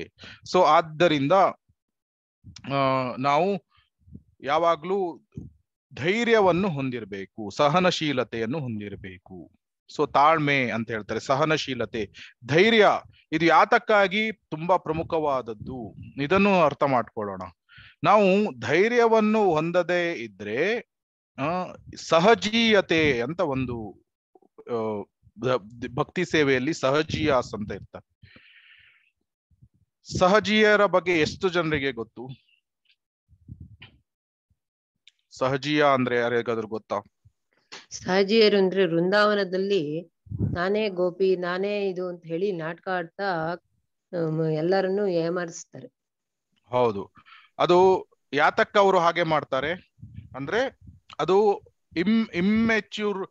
ಇಮ್ಮೆಚ್ಯೂರಿಟಿ ಇನ್ ಡಿವೋಷನಲ್ ಸರ್ವಿಸ್, ಒಂದು ಪ್ರಬುದ್ಧತೆ ಅಂತ ಹೇಳ್ತಾರೆ, ಮೆಚ್ಯೂರಿಟಿ ಇಲ್ಲ. ಆಮೇಲೆ ನಮ್ಗೆ ರಿಸಲ್ಟ್ಸ್ ಫಾಸ್ಟ್ ಬೇಕು. ನಾನು 3 ವರ್ಷದಲ್ಲಿ ನಾನು ವೃಂದಾವನದಲ್ಲಿ ಗೋಪಿ ಆಗ್ಬೇಕು. ಸೊ ಆದ್ರಿಂದ ನನಗೆ ನನ್ನ ಹೃದಯ ಇನ್ನೂ ಶುದ್ಧವಾಗಿಲ್ಲ, ಆದ್ರೆ ನಾನು ಗೋಪಿ ಆಗಿದ್ದೇನೆ ಅನ್ನುವ ಒಂದು ಭಾವವನ್ನು ಹೊಂದಿರ್ತಾರೆ. ಸೊ ಇದನ್ನು ಸಹಜಿಯಾಸಮ್ ಅಂತ ಹೇಳ್ತಾರೆ. ಸೊ ಒಬ್ರು ವಿದೇಶಿ ಭಕ್ತರು ಬರ್ತಾರೆ, ಅವರು ವೃಂದಾವನದ ರಾಧಾ ಕುಂಡಕ್ಕೆ ಹೋಗಿ ಒಬ್ರು ಬಾಬಾಜಿಗಳನ್ನು ಅವರು ಭೇಟಿಯಾಗಿ ಕೇಳ್ತಾರೆ, ನನ್ನ ಸ್ವರೂಪ ಏನು ಆಧ್ಯಾತ್ಮಿಕ ಲೋಕದಲ್ಲಿ ಅಂತ. ಆವಾಗ ಅವರು ನನಗೆ ಸ್ವಲ್ಪ ಹಣವನ್ನು ನೀಡಿದ್ರೆ ನಾನು ಹೇಳ್ತೇನೆ. ಆ ವಿದೇಶಿ ಭಕ್ತರು ಸ್ವಲ್ಪ ಹಣವನ್ನು ನೀಡಿದ್ರೆ ಅವರು ಹೇಳಿದ್ರು, ನೀನು ಆಧ್ಯಾತ್ಮಿಕ ಲೋಕದಲ್ಲಿ ನವಿಲು ಅಂತ ಹೇಳಿದ್ರು. ಸೊ ಈ ವಿದೇಶಿ ಭಕ್ತರು ಇಸ್ಕಾನ್ ದೇವಸ್ಥಾನಕ್ಕೆ ಬಂದು ಕುತ್ತಿಗೆಯನ್ನು ಹೀಗೆ ಹೀಗೆ ಹೀಗೆ ಮುಂದೆ ಹಿಂದೆ ಅಲ್ಲಾಡಿಸ್ಲಿಕ್ಕೆ ಆರಂಭ ಮಾಡಿದ್ರು. ಆಮೇಲೆ ಕೀರ್ತನೆ ಆಗ್ಬೇಕಾದ್ರೆ ಅವ್ರು ನವಿಲಿನ ತರ ನೃತ್ಯವನ್ನು ಮಾಡ್ಲಿಕ್ಕೆ ಆರಂಭ ಮಾಡಿದ್ರು. ಸೊ ಆವಾಗ ಭಕ್ತರು ಕೇಳಿದ್ರು, ಏನಾಯ್ತು ನಿನ್ನ ಕುತ್ತಿಗೆ, ಯಾತಕ್ಕಾಗಿ ಈ ರೀತಿ ಕುತ್ತಿಗೆಯನ್ನು ಅಲ್ಲಾಡಿಸ್ತಿದ್ಯಾ? ಅದಕ್ಕೆ ಅವ್ರು ಹೇಳಿದ್ರು, ಬಾಬಾಜಿಗಳು ಹೇಳಿದ್ದಾರೆ ನಾನು ಆಧ್ಯಾತ್ಮಿಕ ಲೋಕದಲ್ಲಿ ನವಿಲು, ಆದ್ರಿಂದ ನಾನು ಈಗ ಇಲ್ಲಿ ನವಿಲಿನ ತರನೇ ನಾನು ಅಭ್ಯಾಸ ಮಾಡ್ಬೇಕು ಅಂತ. ಸೊ ಈ ರೀತಿಯ ಭಾವಗಳನ್ನು ಹೊಂದುವುದು, ಇದು ಯಾತಕ್ಕಾಗಿ ಆಗ್ತದೆ?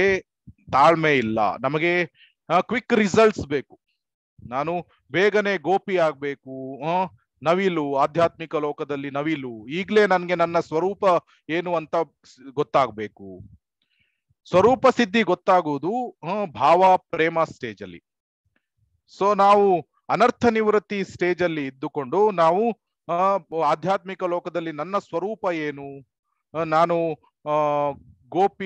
ಗೋಪಿಗಳ ಬಗ್ಗೆ ಮಾತನಾಡುವುದು, ಅಥವಾ ಎಸೆಟೋರಿಕ್ ಟಾಪಿಕ್ಸ್, ರಾಸಲೀಲೆಗಳ ಬಗ್ಗೆ ಮಾತನಾಡುವುದು.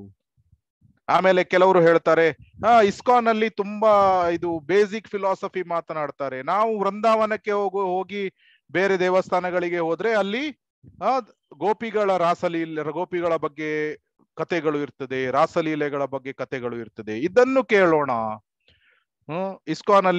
ಇಸ್ಕಾನ್ ತುಂಬಾ ಕಮರ್ಷಿಯಲ್ ಆಗಿ ಇದೆ, ಅದು ತುಂಬಾ ಬೇಸಿಕ್ ಫಿಲಾಸಫಿ ಎಲ್ಲ ಹೇಳ್ತದೆ. ಸೊ ಯಾಕೆ ಇಸ್ಕಾನ್ಗೆ ಹೋಗುವುದು, ನಾವು ವೃಂದಾವನಕ್ಕೆ ಹೋದ್ರೆ ತುಂಬಾ ಬಾಬಾಜಿಗಳು ಮತ್ತೆ ಇವರು ಸಿಗ್ತಾರೆ.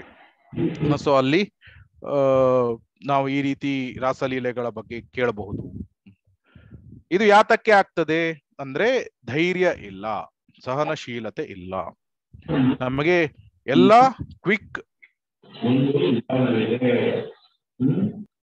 ಕ್ವಿಕ್ ಆಗಿ ಬೇಕು, ಎಲ್ಲ ರಿಸಲ್ಟ್ಸ್ಗಳು, ಫಲಿತಾಂಶಗಳು ಎಲ್ಲ ಕ್ವಿಕ್ ಆಗಿ ಬೇಕು, ತುಂಬಾ ಫಾಸ್ಟ್ ಆಗಿ ಬೇಕು.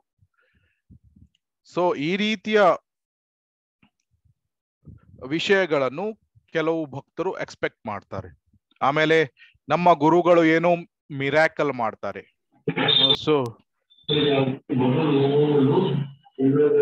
ಸೊ ಮಿರಾಕಲ್ ಅಂದ್ರೆ ಅಲ್ಲಿ ಆ ಬಾಬಾಜಿಯವರು ಹೀಗೆ ಗೋಲ್ಡ್ ಕೊಡ್ತಾರೆ, ಬೂದಿ ಕೊಡ್ತಾರೆ. ಸೊ ನಮ್ಮ ಗುರುಗಳು ಏನೋ ಮಿರಾಕಲ್ ಮಾಡಬಹುದು, ನನ್ನ ರೋಗ, ನಮಗೆ ಫ್ಯಾಮಿಲಿಯಲ್ಲಿ ಯಾರಿಗಾದ್ರೂ ರೋಗ ಬಂದ್ರೆ ಅವ್ರು ಗುಣ ಮಾಡಬಹುದು. ಅದಕ್ಕೆ ಶೀಲಾ ಪ್ರಭುಪಾದರು ಕ್ಲಿಯರ್ ಆಗಿ ಹೇಳಿದ್ರು, ರೋಗ ಬಂದ್ರೆ ಡಾಕ್ಟರ್ ಹತ್ರ ಹೋಗಿ. ಇಸ್ಕಾನಿಗೆ ಯಾಕೆ ಬರುವುದು? ಇಸ್ಕಾನಿಗೆ ಬಂದ್ರೆ ಆಧ್ಯಾತ್ಮಿಕ ಜ್ಞಾನ ಸಿಗ್ತದೆ. ಈ ಜ್ಞಾನವನ್ನು ಹೊಂದಿ ನಾವು ಮರಳಿ ಭಗವದ್ ಧಾಮಕ್ಕೆ ಹೋಗ್ಬಹುದು. ಸೊ ಗುರುಗಳು ನಮ್ಮನ್ನು ಭೌತಿಕ ಲೋಕದಿಂದ ಆಧ್ಯಾತ್ಮಿಕ ಲೋಕಕ್ಕೆ ಕರೆದುಕೊಂಡು ಹೋಗ್ತಾರೆ. ಅವರು ಬರೇ ಗೋಲ್ಡ್ ಕೊಡುವುದು, ಬೂದಿ ಕೊಡುವುದು ಅಥವಾ ರೋಗಗಳನ್ನು ಗುಣ ಮಾಡುವುದಕ್ಕಾಗಿ ಅಲ್ಲ. ರೋಗ ಬಂದ್ರೆ ಡಾಕ್ಟರ್ ಹತ್ರ ಹೋಗ್ಬೇಕು. ಸೊ ಆದ್ದರಿಂದ ಈ ರೀತಿಯ ಈ ನವಿಲಿನ ಆ ಸ್ವರೂಪವನ್ನು ಹೊಂದಿದ್ದೇನೆ ಅಂತ ಈ ರೀತಿಯ ಒಂದು ಇಮ್ಯಾಜಿನೇಟಿವ್ ಎಕ್ಸ್ಟೆಸಿಗಳನ್ನು ಹೊಂದಿರುವ ಬದಲು ಪ್ರಾಕ್ಟಿಕಲ್ ದೃಷ್ಟಿಯಿಂದ, ಕಾರ್ಯಶೀಲ ದೃಷ್ಟಿಯಿಂದ ನಾವು ಸೇವೆಗಳನ್ನು ಮಾಡಿಕೊಂಡು ನಾವು ಧೈರ್ಯವನ್ನು ಹೊಂದಿದ್ದು ನಾವು ಕ್ರಮೇಣವಾಗಿ ಗ್ರಾಜುವಲ್ ಆಗಿ ಶುದ್ಧೀಕರಣವನ್ನು ನಾವು ಹೊಂದಬೇಕು. ಇದನ್ನು ಧೈರ್ಯ ಅಂತ ಹೇಳ್ತಾರೆ. ಸೊ ಈವನ್ ನಾವು ಆಯುರ್ವೇದದಲ್ಲಿ ನಾವು ಆಯುರ್ವೇದ ಮೆಡಿಸಿನ್ಸ್ ಅಥವಾ ಈ ಟ್ರೀಟ್ಮೆಂಟ್ ಗಳನ್ನು ನಾವು ತಗೊಳ್ತಾ ಇದ್ರೆ ನಮ್ಗೆ ಗೊತ್ತಿರ್ಬೋದು, ಅದು ನಮ್ಮ ದೇಹದ ಮೇಲೆ ಅದು ಸರಿಯಾಗಿ ಆಕ್ಟ್ ಆಗ್ಬೇಕಾದ್ರೆ ಅದಕ್ಕೆ ಎಷ್ಟೊಂದು ಸಮಯ ಹಿಡಿತದೆ. ಸೊ ಆದ್ರಿಂದ ಆ ಸ್ಲೋಲಿ ಗ್ರಾಜುವಲಿ ಅದು ನಮ್ಮ ದೇಹದ ಮೇಲೆ ಆಕ್ಟ್ ಆಗ್ತದೆ. ಅದಕ್ಕೆ ಒಬ್ನು ಸಾವಧಾನತೆಯನ್ನು ಅವನು ಹೊಂದಿರಬೇಕು.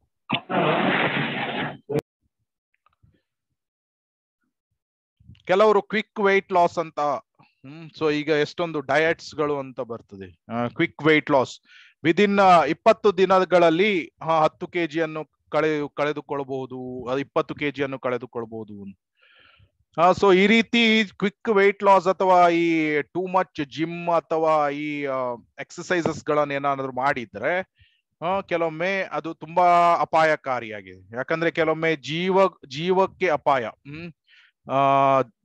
ಇದು ಸಾಯುವಂತಹ ಸಾಧ್ಯತೆಗಳು ಸಹ ಇರ್ತದೆ. ಅದಕ್ಕಾಗಿ ಈ ಎಕ್ಸಸೈಸಸ್ ಗಳನ್ನು ಮಾಡಬೇಕಾದ್ರೆ ಅಥವಾ ಈ ರೀತಿಯ ಒಂದು ಡಯಟ್ಸ್ ಗಳನ್ನು ಒಬ್ರು ಮಾಡ್ಬೇಕಾದ್ರೆ ತುಂಬಾ ಕೇರ್ಫುಲ್ ಆಗಿ ಮಾಡ್ಬೇಕು. ಯಾಕಂದ್ರೆ ಕ್ವಿಕ್ ವೆಯ್ಟ್ ಲಾಸ್ ಅಂತ ಹೇಳ್ತಾರೆ, ಆದ್ರೆ ಅದು ದೇಹದ ಮೇಲೆ ತುಂಬಾ ಕೆಟ್ಟ ಪರಿಣಾಮಗಳನ್ನು ಕೆಲವೊಮ್ಮೆ ಬೀರ್ತದೆ. ಸೊ ಯಾವುದೇ ವಿಷಯಗಳು ಕ್ವಿಕ್ನೆಸ್ ಅಂತ ಹೇಳಿದಾಗ ಸ್ವಲ್ಪ ಜಾಗರೂಕರಾಗಿ ಇರಬೇಕು. ಯಾಕಂದ್ರೆ everything takes its own time. ಎಲ್ಲದಕ್ಕೂ ಅದಕ್ಕೆ ಬೇಕಾದಂತಹ ಸಮಯ ಅದನ್ನು ಮೀಸಲಾಗಿಡ್ಬೇಕು. ಉದಾಹರಣೆಗೆ ಒಂದು ಮಗು ಹೊರಗೆ ಬರ್ಬೇಕಾದ್ರೆ ತಾಯಿಯ ಗರ್ಭದಲ್ಲಿ 9 ತಿಂಗಳು ಇರಬೇಕು. ಸೊ 1 ತಿಂಗಳಲ್ಲಿ ಮಗು ಹೊರಗೆ ಬರ್ಬೇಕಂದ್ರೆ ಆಗುದಿಲ್ಲ. ಎಲ್ಲದಕ್ಕೂ ಅದಕ್ಕೆ ಒಂದು ಬೇಕಾದಷ್ಟು ಸಮಯ ಅದು ಇದ್ದೇ ಇರ್ತದೆ. ಸೊ ಆದ್ರಿಂದ ಈಗ ನಮ್ಮ ಪ್ರಪಂಚದಲ್ಲಿ ಹೇಗಿದೆ ಅಂದ್ರೆ ಕ್ವಿಕ್ ಫುಡ್, ಕ್ವಿಕ್ ಎಲ್ಲದರಲ್ಲೂ ಕ್ವಿಕ್ ಅಂತ ಈ ರೀತಿಯ ಫಾಸ್ಟ್ ಫೇಸಿಂಗ್ ಜಗತ್ತು, ಈ ನಾವು ಜಗತ್ತಿನ ಕಡೆ ನಾವು ಹೋಗ್ತಾ ಇರುವುದರಿಂದ ಕೆಲವೊಮ್ಮೆ ನಾವು ಸ್ವಲ್ಪ ಜಾಗರೂಕರಾಗಿರ್ಬೇಕು. ಏನು ಅಂದ್ರೆ ಇದರಲ್ಲಿ ಅಪಾಯ ಸಹ ತುಂಬಾ ಜಾಸ್ತಿಯಾಗಿ ಇದೆ. ಆದ್ರಿಂದ ಒಬ್ಬನು ಧೈರ್ಯವನ್ನು ಹೊಂದಿರಬೇಕು. ಆಮೇಲೆ ಕೃಷ್ಣ ನನಗಾಗಿ ಏನು ಮಾಡಿದ್ದಾನೆ ಅನ್ನೋ ಬದಲು ನಾನು ಕೃಷ್ಣನಿಗಾಗಿ ಏನು ಮಾಡ್ತಾ ಇದ್ದಾನೆ. ಮಾಡ್ತಾ ಇದ್ದೇನೆ.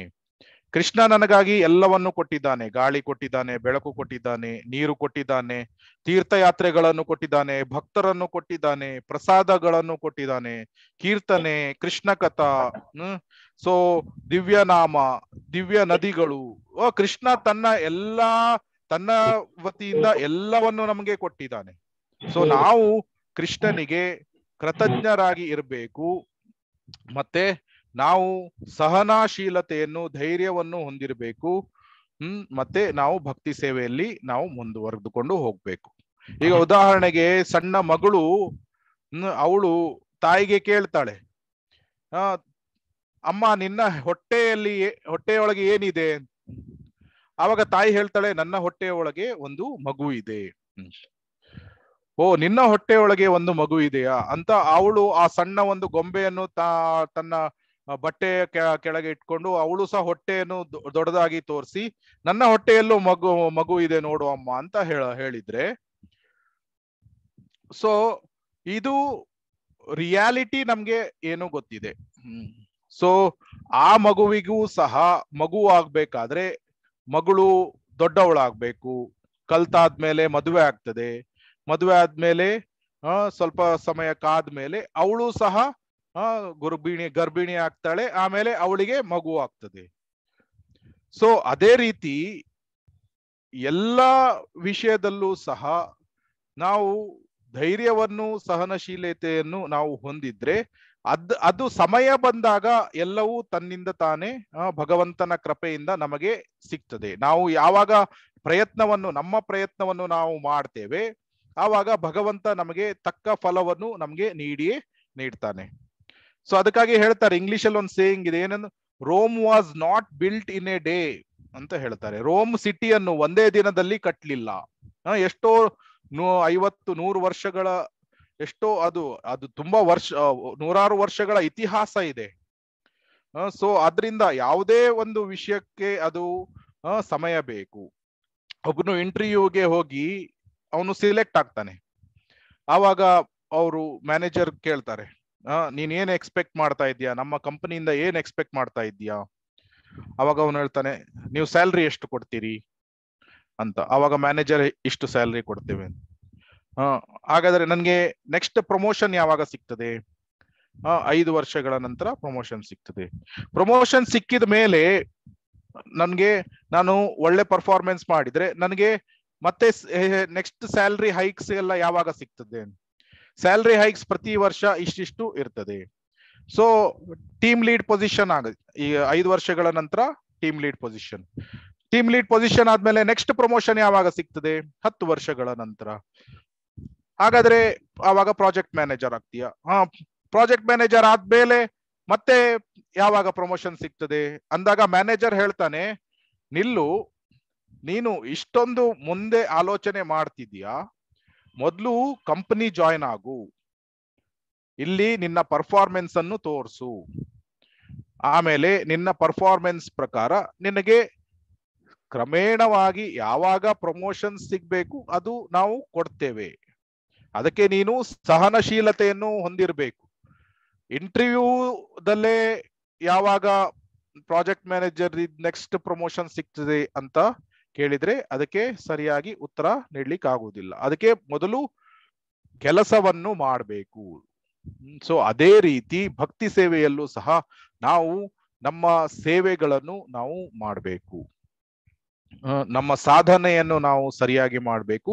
ಭಕ್ತಿ ಸೇವೆಯನ್ನು ನಾವು ಮಾಡಬೇಕು. ವೈಷ್ಣವರ ಸೇವೆ, ಕೃಷ್ಣನಿಗೆ ಸೇವೆಯನ್ನು ಸಲ್ಲಿಸುವುದು, ಈ ಸೇವೆಗಳನ್ನು ನಾವು ಮಾಡಿದಾಗ ಹೇಗೆ ಆ ಎಂಪ್ಲಾಯಿಗೆ ಪ್ರಮೋಷನ್ಸ್ಗಳು ಸಿಗ್ತಾ ಇರ್ತದೆ, ಅದೇ ರೀತಿ ನಾವು ಸಹ ಅನರ್ಥ ನಿವೃತ್ತಿಯಿಂದ ನಿಷ್ಠಾ ಸ್ಟೇಜಿಗೆ, ರುಚಿ, ಆಸಕ್ತಿ, ಭಾವ, ಪ್ರೇಮ, ಹೀಗೆ ನಾವು ಸಹ ಮುಂದುವರ್ಕೊಂಡು ಹೋಗ್ಬೋದು, ಶುದ್ಧರಾಗ್ತಾ ಹೋಗ್ಬಹುದು.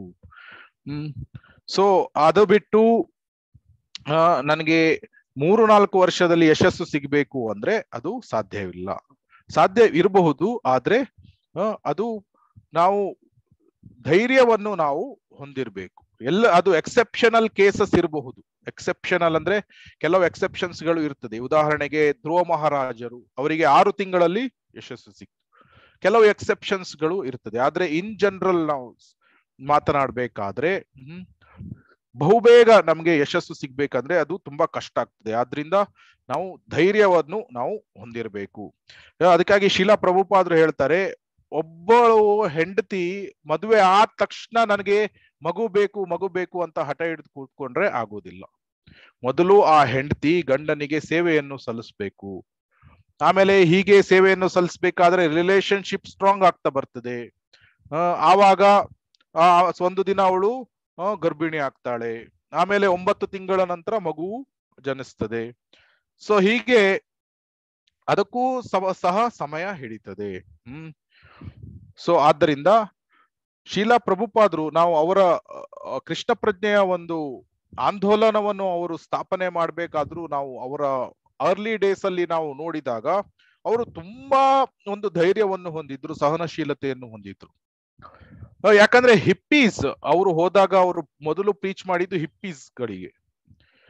ಸೊ ಅವರು ಆ ಹಿಪ್ಪೀಸ್ ಗಳಿಗೆ ಅವರು ತುಂಬಾ ಒಂದು ಪೇಶನ್ಸ್ ಮತ್ತೆ ಈ ತಾಳ್ಮೆಯನ್ನು ಹೊಂದಿದ್ದು ಅವರನ್ನು ಕ್ರಮೇಣವಾಗಿ ಸ್ಲೋಲಿ ಟ್ರೈನಿಂಗ್ ಕೊಟ್ಟು ಸುಮಾರು 1 ವರ್ಷಗಳ ಕಾಲ ಏನೂ ಅಷ್ಟೊಂದು ಜಾಸ್ತಿ ಎಕ್ಸ್ಪಾಂಡ್ ಆಗಿರ್ಲಿಲ್ಲ ಈ ಆಂದೋಲನ.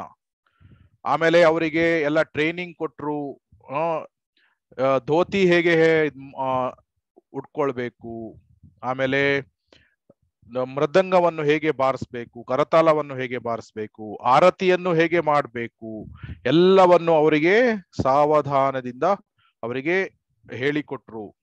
ಅವರು ತಮ್ಮ ಸಮಯವನ್ನು ಆ ಭಕ್ತರಿಗಾಗಿ ನೀಡಿದ್ರು, ಅವರ ಕೇರ್ ಅನ್ನು ನೀಡಿದ್ರು. ಆಮೇಲೆ ಅವರಿಗಾಗಿ ಇವರೇ ಪ್ರಸಾದವನ್ನು ಕುಕ್ ಮಾಡ್ತಾ ಇದ್ರು. ಸೊ ಈ ರೀತಿ ಎಲ್ಲ ಮಾಡಿ ಅವರು ಕೃಷ್ಣ ಪ್ರಜ್ಞಾ ಬೋಧನೆಯನ್ನು ಆರಂಭ ಮಾಡಿದ್ರು.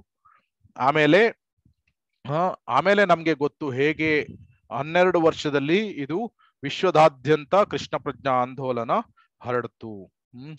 ಸೊ ಆದ್ರಿಂದ ನಾವು ಈ ವಿಷಯ ಏನಿದೆ ಧೈರ್ಯ, ಇದನ್ನು ನಾವು ಅರ್ಥ ಮಾಡ್ಕೊಳ್ಬೇಕು. ಅಂದ್ರೆ ನಾವು ಧೈರ್ಯವನ್ನು ಸಹನಶೀಲತೆಯನ್ನು ಹೊಂದಿದ್ದು ನಾವು ಭಕ್ತಿ ಸೇವೆಯನ್ನು ನಾವು ಮಾಡ್ತಾ ನಾವು ಮುಂದುವರ್ಕೊಂಡು ಹೋಗ್ಬೇಕು. ಸೊ ಸ್ವಲ್ಪ ನಿಶ್ಚಯಾತ್ ಬಗ್ಗೆ ನೋಡೋಣ. ನಮ್ಗೆ ನಿಶ್ಚಯಾತ್ ಅಂದ್ರೆ ಭಗವಂತನ ಮೇಲೆ ದೃಢವಾದ ಒಂದು ಶ್ರದ್ಧೆ ನಂಬಿಕೆ ಇರಬೇಕು. ಸೊ ಅವಶ್ಯ ರಕ್ಷಿಬೇ ಕೃಷ್ಣ, ಯಾವಾಗ್ಲೂ ಕೃಷ್ಣ ನಮ್ಮನ್ನು ರಕ್ಷಣೆ ಮಾಡಿಯೇ ಮಾಡ್ತಾನೆ. ಕ್ಷಿಪ್ರಂ ಭವತಿ ಧರ್ಮಾತ್ಮ ಶಾಶ್ವತ್ ಶಾಂತಿ ನಿಗಚ್ಚತಿ ಕೌಂತೆಯ ಪ್ರತಿಜಾನೀಹಿ ನಮೇ ಭಕ್ತ ಪ್ರಣಶ್ಯತಿ. ಸೊ ಕೃಷ್ಣ ಭಗವದ್ಗೀತೆಯಲ್ಲಿ ಹೇಳ್ತಾನೆ, ನನ್ನ ಭಕ್ತ ಯಾವಾಗ್ಲೂ ನಾಶ ಆಗುವುದಿಲ್ಲ. ಸೊ ನಾವು ಇಲ್ಲಿ ಶ್ಲೋಕದಲ್ಲಿ ನೋಡ್ತಾ ಇದ್ದೇವೆ, ಕೌಂತೆಯ ಪ್ರತಿಜಾನೀಹಿ 9.31 ಕೌಂತೆಯ ಪ್ರತಿಜಾನೀಹಿ ನಮೇ ಭಕ್ತ ಪ್ರಣಶ್ಯತಿ. ಅರ್ಜುನನೇ, ಎಲ್ಲರಿಗೂ ಸಾರಿ ಹೇಳು, ನನ್ನ ಭಕ್ತ ಯಾವಾಗ್ಲೂ ಅವನು ನಾಶವಾಗುವುದಿಲ್ಲ ಅಂತ. ಆಮೇಲೆ ಭಕ್ತಿ ಸೇವೆ ಎಷ್ಟು ಶುದ್ಧವಾಗಿದೆ ಅಂದ್ರೆ ಅದು ಒಮ್ಮೆ ನಾವು ಭಕ್ತಿ ಸೇವೆಗೆ ಬಂದ್ರೆ ನಮ್ಮನ್ನು ಕ್ರಮೇಣವಾಗಿ ಅದು ಯಶಸ್ಸಿಗೆ ಕರೆದುಕೊಂಡು ಹೋಗಿಯೇ ಹೋಗ್ತದೆ. ಈ ದೃಢವಾದ ಒಂದು ಶ್ರದ್ಧೆ ನಂಬಿಕೆಯನ್ನು ನಾವು ಹೊಂದಿರಬೇಕು. ಆಮೇಲೆ ನೇಹಾಭಿಕ್ರಮ ನಾಶೋಸ್ತಿ ಪ್ರತ್ಯವಾಯೋ ನ ವಿದ್ಯತೆ ಸ್ವಲ್ಪಮಪಿ ಯಸ್ಯ ಧರ್ಮಸ್ಯ ತ್ರಾಯತೆ ಮಹತೋ ಭಯಾತ್. ಸ್ವಲ್ಪಮಪಿ ಯಸ್ಯ ಧರ್ಮಸ್ಯ, ಸ್ವಲ್ಪ ನಾವು ಇದರಲ್ಲಿ ಸ್ವಲ್ಪ ಸೇವೆಯನ್ನು ಮಾಡಿದ್ರೆ, ಸ್ವಲ್ಪ ಒಂದು ಪ್ರಯತ್ನವನ್ನು ನಾವು ಮಾಡಿದ್ರೆ ಇದು ಅತಿ ದೊಡ್ಡ ಭಯದಿಂದ ನಮ್ಮನ್ನು ಮುಕ್ತಗೊಳಿಸ್ತದೆ. ಅತಿ ದೊಡ್ಡ ಭಯ ಯಾವುದು? ಜನ್ಮ ಮೃತ್ಯು ಜರಾವ್ಯಾಧಿ. ಈ ಜರಾವ್ಯಾಧಿ, ಈ ಚಕ್ರದಿಂದ ನಮ್ಮನ್ನು ಅದು ಮುಕ್ತಗೊಳಿಸ್ತದೆ. ಸೊ ಆದ್ರಿಂದ ಈ ನಿಶ್ಚಯವನ್ನು ಒಬ್ನು ಹೊಂದಿರಬೇಕು.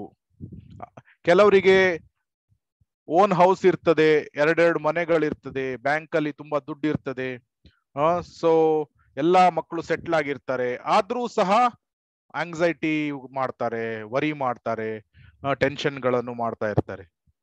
ಸೊ ಇನ್ಸೆಕ್ಯೂರಿಟಿ, ಏನಾಗುತ್ತೋ ಜೀವನದಲ್ಲಿ ಏನಾಗುತ್ತೋ ಅಂತ. ಈ ರೀತಿಯ ಇನ್ಸೆಕ್ಯೂರಿಟಿ ಯಾಕೆ ಬರ್ತದೆ? ಕೃಷ್ಣನ ಮೇಲೆ ಶ್ರದ್ಧೆ ಇಲ್ಲ. ಸೊ ಯಾವಾಗ ಕೃಷ್ಣನ ಮೇಲೆ ಶ್ರದ್ಧೆ ಇರ್ತದೆ ಭಯ ಬರುವುದಿಲ್ಲ. ಸೊ ಅದಕ್ಕಾಗಿ ಒಬ್ಬನು ಶ್ರದ್ಧೆಯನ್ನು ಹೊಂದಿರ್ಬೇಕು. Don't worry, Krishna will take care. ಕೆಲವು ಭಕ್ತರು ಹೇಳ್ತಾ ಇರ್ತಾರೆ, ಏನು ಆಲೋಚನೆ ಮಾಡಬೇಡ, ಕೃಷ್ಣನು ಅವನು ನೋಡ್ಕೊಳ್ತಾನೆ ಅಂತ. ಆದ್ರಿಂದ ಕೃಷ್ಣ ನೋಡ್ಕೊಳ್ತಾನೆ, ನಾವು ನಮ್ಮ ಪ್ರಯತ್ನವನ್ನು ನಾವು ಮಾಡಬೇಕು. ಅರ್ಜುನ ಅವನು ತನ್ನ ಯುದ್ಧವನ್ನು ಅವನು ಮಾಡಿದ. ಗೆಲುವು ಸೋಲು ಅದು ಕೃಷ್ಣನ ಕೈಯಲ್ಲಿ ಇದೆ. So do your best, leave the rest to Krishna. Do the best, leave the rest ಅಂತ ಹೇಳ್ತಾರೆ, to Krishna. Leave the rest to Krishna. So ಆದ್ರಿಂದ ನಾವು ನಮ್ಮ ಪ್ರತಿಯಾಗಿ ನಾವು ನಮ್ಮ ಎಲ್ಲ ಸಂಪೂರ್ಣವಾಗಿ ಪ್ರಯತ್ನವನ್ನು ಮಾಡಬೇಕು. ಆಮೇಲೆ ಸಂಪೂರ್ಣವಾದ ರಿಸಲ್ಟ್ಸ್ ಏನಿದೆ, ಉಳಿದ ವಿಷಯಗಳು ಏನಿದೆ, ಅದನ್ನ ಟೂ ಮಚ್ ವರೀಸ್ ನಾವು ಮಾಡ್ಕೊಳ್ಬಾರ್ದು. ಆಂಗ್ಸೈಟಿಗಳನ್ನು ಮಾಡ್ಕೊಳ್ಳುವುದು, ಸೊ ಡಿಪ್ರೆಷನ್ಗೆ ಹೋಗುದು, ಸೊ ಈ ರೀತಿಯ ವಿಷಯಗಳನ್ನು ನಾವು ಮಾಡ್ಕೊಳ್ಬಾರ್ದು. ಆದಷ್ಟು ನಮ್ಮ ಪ್ರಯತ್ನವನ್ನು ಮಾಡಿ ಕೃಷ್ಣನ ಮೇಲೆ ಸಂಪೂರ್ಣವಾಗಿ ಅವಲಂಬಿತರಾಗಿ ಇರಬೇಕು. ಹೀಗೆ ಮಕ್ಕಳಿಗೆ ಅವರಿಗೆ ಯಾವುದೇ ಚಿಂತೆ ಇರುವುದಿಲ್ಲ. ಯಾಕಂದ್ರೆ ಅವ್ರಿಗೆ ಗೊತ್ತು ಏನು, ನನ್ನ ತಂದೆ ತಾಯಿಗಳು ಎಲ್ಲ ನೋಡ್ಕೊಳ್ತಾರೆ ಅಂತ. ಅದೇ ರೀತಿ ನಮ್ಮೆಲ್ಲರ ತಂದೆ ತಾಯಿ ಯಾರು? Radhakrishna.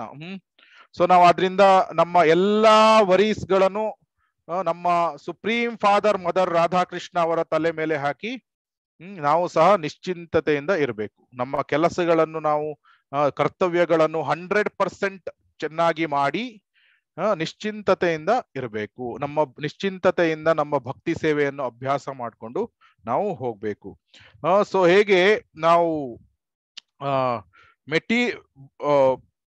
Material prosperity or welfare will follow spiritual welfare or prosperity. ಅಂದ್ರೆ ಭೌತಿಕ ಕಲ್ಯಾಣ ಏನಿದೆ ಅದು ಆಧ್ಯಾತ್ಮಿಕ ಕಲ್ಯಾಣವನ್ನು ನೆರಳಿನ ತರ ಹಿಂಬಾಲಿಸ್ತದೆ. ಉದಾಹರಣೆಗೆ ನಾವು ನಡೆದುಕೊಂಡು ಹೋಗ್ಬೇಕಾದ್ರೆ ನಮ್ಮ ಬಟ್ಟೆ ಸಹ ನಮ್ಮ ಜೊತೆ ಬರ್ತದೆ. ಸೊ ನಾವು ಸಪರೇಟ್ ಆಗಿ ಬಟ್ಟೆಯನ್ನು ಹೊತ್ಕೊಂಡು ಹೋಗ್ಬೇಕಂತಿಲ್ಲ. ನಾವು ನಡೆದುಕೊಂಡು ಹೋಗ್ಬೇಕಾದ್ರೆ ಬಟ್ಟೆ ಸಹ ನಮ್ಮ ಜೊತೆ ಬರ್ತದೆ. ಅದೇ ರೀತಿ ಯಾವಾಗ ನಾವು ನಮ್ಮ ಆಧ್ಯಾತ್ಮಿಕ ಅಭ್ಯಾಸಗಳನ್ನು ಸರಿಯಾಗಿ ಮಾಡ್ತಾ ಇದ್ದೇವೆ, ನಮ್ಮ ಆಧ್ಯಾತ್ಮಿಕ ಸಾಧನವನ್ನು ನಾವು ಸರಿಯಾಗಿ ಅಭ್ಯಾಸ ಮಾಡ್ತಾ ಇದ್ದೇವೆ, ಆವಾಗ ಎಲ್ಲಾ ಭೌತಿಕ ನೆಸೆಸಿಟಿಗಳು ಅದು ಹಿಂಬಾಲಿಸ್ತದೆ. ನಾವು ಅದರ ಬಗ್ಗೆ ಟೂ ಮಚ್ ಟೆನ್ಷನ್ ತೆಗೆದುಕೊಳ್ಳುವ ಅಗತ್ಯ ಇಲ್ಲ. ಉದಾಹರಣೆಗೆ ನಮ್ಗೆ ಚೈತನ್ಯ ಚರಿತಾಮೃತದಲ್ಲಿ ನಾವು ನೋಡ್ತೇವೆ ಹೇಗೆ ಶ್ರೀಧರ್ ಕೋಲಾವೇಚ ತುಂಬಾ ಬಡ ಭಕ್ತ. ಅವನಿಗೆ ಚೈತನ್ಯ ಮಹಾಪ್ರಭುಗಳು ಕೇಳ್ತಾರೆ, ನೋಡು ನೀನು ಕೃಷ್ಣನ ಸೇವೆಯನ್ನು ಮಾಡ್ತಾ ಇದ್ದೀಯಾ, ನಿನ್ನ ಧೋತಿಯಲ್ಲಿ ಎಷ್ಟೊಂದು ಹೊಟ್ಟೆಗಳು ಇದೆ, ನಿನ್ನ ಮನೆ ಗುಡಿಸಲಲ್ಲಿ ನೋಡಿದ್ರೆ ನೀರು ಬಿದ್ರೆ ಮಳೆ ಬಂದ್ರೆ ಎಲ್ಲ ನೀರು ಒಳಗೆ ಸೋರ್ತದೆ. ನೀನು ಯಾತಕ್ಕಾಗಿ ಕೃಷ್ಣನ ಸೇವೆಯನ್ನು ಮಾಡ್ತಾ ಇದ್ದೀಯಾ? ಅಲ್ಲಿ ನೋಡು ದೇವಿಯ ಆರಾಧನೆಯನ್ನು ಮಾಡುವವರು ಎಷ್ಟೊಂದು ಸಂಪತ್ತನ್ನು ಹೊಂದಿದ್ದಾರೆ ಅಂತ ಚೈತನ್ಯ ಮಹಾಪ್ರಭುಗಳು ಕೋಲವೇಚ ಶ್ರೀಧರಿಗೆ ಪರೀಕ್ಷೆ ಮಾಡ್ಲಿಕ್ಕೆ ಕೇಳ್ತಾರೆ. ಅವಾಗ ಕೋಲವೇಚ ಶ್ರೀಧರ್ ಹೇಳ್ತಾರೆ, ರಾಯ ತನ್ನ ಅರಮನೆಯಲ್ಲಿ ವಾಸಿಸ್ತಾನೆ, ಆಮೇಲೆ ಒಂದು ಗುಬ್ಬಚ್ಚಿ ಅಥವಾ ಪಕ್ಷಿ ಏನಿದೆ ತನ್ನ ಗೂಡಲ್ಲಿ ವಾಸಿಸ್ತಾಳೆ. ಆ ರಾಜ ತನ್ನ ಈ ಮಲ್ಕೊಳ್ಬೇಕಾದ್ರೆ ತನ್ನ ತಿನ್ನುವುದು ಆಮೇಲೆ ಮಲ್ಕೊಳ್ಬೇಕಾದ್ರೆ ತನ್ನ ಅರಮನೆಯಲ್ಲಿ ಮಲ್ಕೊಳ್ತಾನೆ. ಆ ಪಕ್ಷಿ ಏನಿದೆ ತನ್ನ ಗೂಡಲ್ಲಿ ಮಲ್ಕೊಳ್ತಾಳೆ. ರಾಜ ಮಲ್ಕೊಂಡಾಗ ಮತ್ತೆ ಪಕ್ಷಿ ತನ್ನ ಗೂಡಲ್ಲಿ ಮಲ್ಕೊಂಡಾಗ ಯಾವ ವ್ಯತ್ಯಾಸನೂ ಇಲ್ಲ. ಸೊ ಅದೇ ರೀತಿ ತಿನ್ನುವುದು ಅಥವಾ ಈ ಮಲಗುವುದು, ಇದು ಈ ಎಲ್ಲಾ ಸೌಲಭ್ಯಗಳನ್ನು ಭಗವಂತ ಎಲ್ಲರಿಗೂ ಆ ಸೌಲಭ್ಯಗಳನ್ನು ಒಂದಲ್ಲ ಒಂದು ರೀತಿಯಲ್ಲಿ ಅವನು ನೀಡಿದ್ದಾನೆ. ಸೊ ಅದೇ ರೀತಿ ಭಗವಂತ ನನಗೂ ಸಹ ಈ ರೀತಿ ಗುಡಿಸಲನ್ನು ಕೊಟ್ಟಿದ್ದಾನೆ, ಈ ರೀತಿಯ ಬಟ್ಟೆಯನ್ನು ಅವನು ಕೊಟ್ಟಿದ್ದಾನೆ ನನಗೆ. ನಾನು ಸಂತೋಷನಾಗಿದ್ದೇನೆ, ನಾನು ಇದರಿಂದ ನಾನು ಸಂಪೂರ್ಣವಾಗಿ ಸ್ಯಾಟಿಸ್ಫೈಡ್, ಐ ಆಮ್ ಹ್ಯಾಪಿ, ನಾನು ತುಂಬಾ ಕಂಟೆಂಟೆಡ್ ಆಗಿ ಇದ್ದೇನೆ. ನಾನು ಭಗವಂತನಲ್ಲಿ ಹೆಚ್ಚು ನೀಡು, ನನಗೆ ಸೌಲಭ್ಯಗಳನ್ನು ನೀಡು, ಸಂಪತ್ತನ್ನು ನೀಡು ಅಂತ ನಾನು ಕೇಳುವುದಿಲ್ಲ ಅಂತ ಶ್ರೀಧರ್ ಕೋಲಾವೇಚ ಅವನು ಚೈತನ್ಯ ಮಹಾಪ್ರಭುಗಳಿಗೆ ಹೇಳ್ತಾನೆ. ಆವಾಗ ಚೈತನ್ಯ ಮಹಾಪ್ರಭುಗಳಿಗೆ ತುಂಬಾ ಆನಂದ ಆಗ್ತದೆ. ಸೊ ಇದೇ ರೀತಿ ನೋಡಿದಾಗ ಶ್ರೀಧರ್ ಕೋಲಾವೇಚ ಅವರು ಪ್ರತಿದಿನ ಕೀರ್ತನೆಗಳನ್ನು ಮಾಡ್ತಾ ಇರ್ತಾರೆ. ಸೊ ಯಾರಾದ್ರೂ ಅವರ ಗುಡಿಸಲಿನ ಹತ್ರ ಹೋದಾಗ ಹರಿಕೀರ್ತನೆಗಳನ್ನು ಕೇಳ್ತಾ ಇರ್ತಾರೆ. ಸೊ ಅಷ್ಟೊಂದು ಬಡ ಭಕ್ತನಾಗಿದ್ರು ಸಹ ಯಾವಾಗ್ಲೂ ಬ್ಲಿಸ್, ಸಂಪೂರ್ಣ ಆನಂದತೆಯಲ್ಲಿ ಮುಳುಗಿರ್ತಾರೆ. ಸೊ ಆಮೇಲೆ ಅದೇ ರೀತಿ ನಾವು ನೋಡ್ತೇವೆ, ಶ್ರೀವಾಸ್ ಠಾಕೂರ್ರಿಗೆ ಚೈತನ್ಯ ಮಹಾಪ್ರಭುಗಳು ಕೇಳ್ತಾರೆ. ಶ್ರೀವಾಸ್ ಠಾಕೂರ್ ಬ್ರಾಹ್ಮಣರಾಗಿರ್ತಾರೆ, ಅವರಿಗೆ ಬಂದಿರುವ ದಾನದಲ್ಲಿ ಅವರು ಜೀವನ ನಡೆಸ್ತಾ ಇರ್ತಾರೆ. ಅವಾಗ ಚೈತನ್ಯ ಮಹಾಪ್ರಭುಗಳು ಕೇಳ್ತಾರೆ, ನಿನಗೆ ದಾನವೇ ಬರದಿದ್ರೆ ನೀನು ಹೇಗೆ ನಿನ್ನ ಜೀವನವನ್ನು ನಡೆಸ್ತೀಯಾ ಅಂತ ಕೇಳಿದಾಗ ಶ್ರೀವಾಸ್ ಠಾಕೂರರು ಹೇಳ್ತಾರೆ, ಶ್ರೀವಾಸ್ ಠಾಕೂರರು 3 ಸಲ ಚಪ್ಪಾಳೆ ಹೊಡಿತಾರೆ, ಟಕ್ ಟಕ್ ಟಕ್ ಅಂತ. ಆವಾಗ ಚೈತನ್ಯ ಮಹಾಪ್ರಭುಗಳು ಕೇಳ್ತಾರೆ, ಇದರ ಅರ್ಥ ಏನು ಅಂತ. ಆವಾಗ ಶ್ರೀವಾಸ್ ಠಾಕೂರರು ಹೇಳ್ತಾರೆ, ನನಗೆ ಯಾವುದೇ ದಾನ ಬರದೇ ಇದ್ರೆ ನಾನು ಈ 3 ಚಪ್ಪಾಳೆ ಹೊಡೆಯೋದ್ರ ಒಳಗೆ ನನಗೆ ಕೃಷ್ಣ ನನ್ಗೇನು ಬೇಕು ಅದನ್ನೆಲ್ಲ ನನ್ನ ಮನೆಗೆ ಕಳಿಸ್ತಾನೆ. ಒಂದು ವೇಳೆ ಅವನು ನನ್ನ ಮನೆಗೆ ಕಳಿಸದೇ ಇದ್ರೆ ನಾನು 2 ಮಡಿಕೆಗಳನ್ನು 2 ಈ ಹಗ್ಗಕ್ಕೆ ಕಟ್ಟಿ ನಾನು ಗಂಗೆಯಲ್ಲಿ ಮುಳುಗಿ ಹೋಗ್ತೇನೆ ಅಂತ. ಸೊ ಅವರಿಗೆ ಅಷ್ಟೊಂದು ದೃಢವಾದ ಶ್ರದ್ಧೆ, ನಂಬಿಕೆ ಕೃಷ್ಣನಲ್ಲಿ ಇತ್ತು. ಸೊ ಯಾಕೆಂದ್ರೆ ಕೃಷ್ಣ ನನ್ನ ಎಲ್ಲಾ ಭೌತಿಕ ಅವಶ್ಯಕತೆಗಳನ್ನು ಅವನು ಪೂರೈಸ್ತಾನೆ ಅಂತ. ಸೊ ಅದೇ ರೀತಿ ಭಕ್ತನ ಜೀವನದಲ್ಲಿ ಅವನ ಶುದ್ಧತೆಗಾಗಿ, ಅವನು ಪರಿಶುದ್ಧನಾಗ್ಲಿಕ್ಕಾಗಿ ಏನೇನು ಬೇಕು ಅದನ್ನು ಕೃಷ್ಣ ಭಕ್ತನಿಗೆ ನೀಡ್ತಾ ಇರ್ತಾನೆ. ಸೊ ಆದ್ರಿಂದ ಎಲ್ಲಾ ಸನ್ನಿವೇಶಗಳು ನಮ್ಮ ಶುದ್ಧೀಕರಣಕ್ಕಾಗಿ ಇದೆ. ಸೊ ಆದ್ರಿಂದ ನಾವು ಭೌತಿಕ ಸಂಪತ್ತಿನ ಬಗ್ಗೆ, ಹಣದ ಬಗ್ಗೆ ಸೊ ತುಂಬಾ ನಾವು ವರೀಸ್ಗಳನ್ನು, ಟೆನ್ಷನ್ಗಳನ್ನು ನಾವು ಮಾಡಬಾರ್ದು. ನಾವು ನಮ್ಮ ಸಾಧನವನ್ನು ನಾವು ಸರಿಯಾಗಿ ಮಾಡಬೇಕು. ಹೇಗೆ ನಾವು ನಡಿಬೇಕಾದ್ರೆ ಬಟ್ಟೆ ನಮ್ ಜೊತೆ ಬರ್ತದೆ, ಅದೇ ರೀತಿ ನಾವು ಆಧ್ಯಾತ್ಮಿಕ ಅಭ್ಯಾಸಗಳನ್ನು ಮಾರ್ನಿಂಗ್ ಪ್ರೋಗ್ರಾಮ್ ಮಂಗಲಾರತಿ, ಹರೇ ಕೃಷ್ಣ ಮಹಾಮಂತ್ರಗಳನ್ನು ಜಪ ಮಾಡುವುದು, ನರಸಿಂಹಾರತಿ, ತುಳಸಿ ಆರತಿ, ಶಿಕ್ಷಾಷ್ಟಕಂ, ಶ್ರೀಮದ್ ಭಾಗವತಂ ಕ್ಲಾಸ್, ಇದನ್ನು ನಾವು ಸರಿಯಾಗಿ ಮಾಡಿದ್ರೆ ಆಮೇಲೆ ಇದನ್ನು ಮಾಡಿ ಬೆಳಿಗ್ಗೆ ಉಳಿದ ದಿನದಲ್ಲಿ ನಮ್ಮ ಆಫೀಸ್ ವರ್ಕ್ ಅಥವಾ ಹೌಸ್ ವೈಫ್ ಅವರು ಮನೆಯಲ್ಲಿ ಕುಕಿಂಗ್ ನಮ್ಮ ಉಳಿದ ಕರ್ತವ್ಯಗಳನ್ನು 100% ಆಗಿ ನಾವು ಸರಿಯಾಗಿ ಮಾಡಿದ್ರೆ ಕೃಷ್ಣ ಖಂಡಿತವಾಗಿ ನಮ್ಮ ಜವಾಬ್ದಾರಿಯನ್ನು ಅವನು ತೆಗೆದುಕೊಂಡು ನಮಗೆ ಏನು ಅವಶ್ಯಕತೆ ಇದೆ ಅದನ್ನು ಪೂರೈಸ್ತಾನೆ. ಇದರ ಬಗ್ಗೆ ಯಾವುದೇ ಸಂಶಯ ಇಲ್ಲ.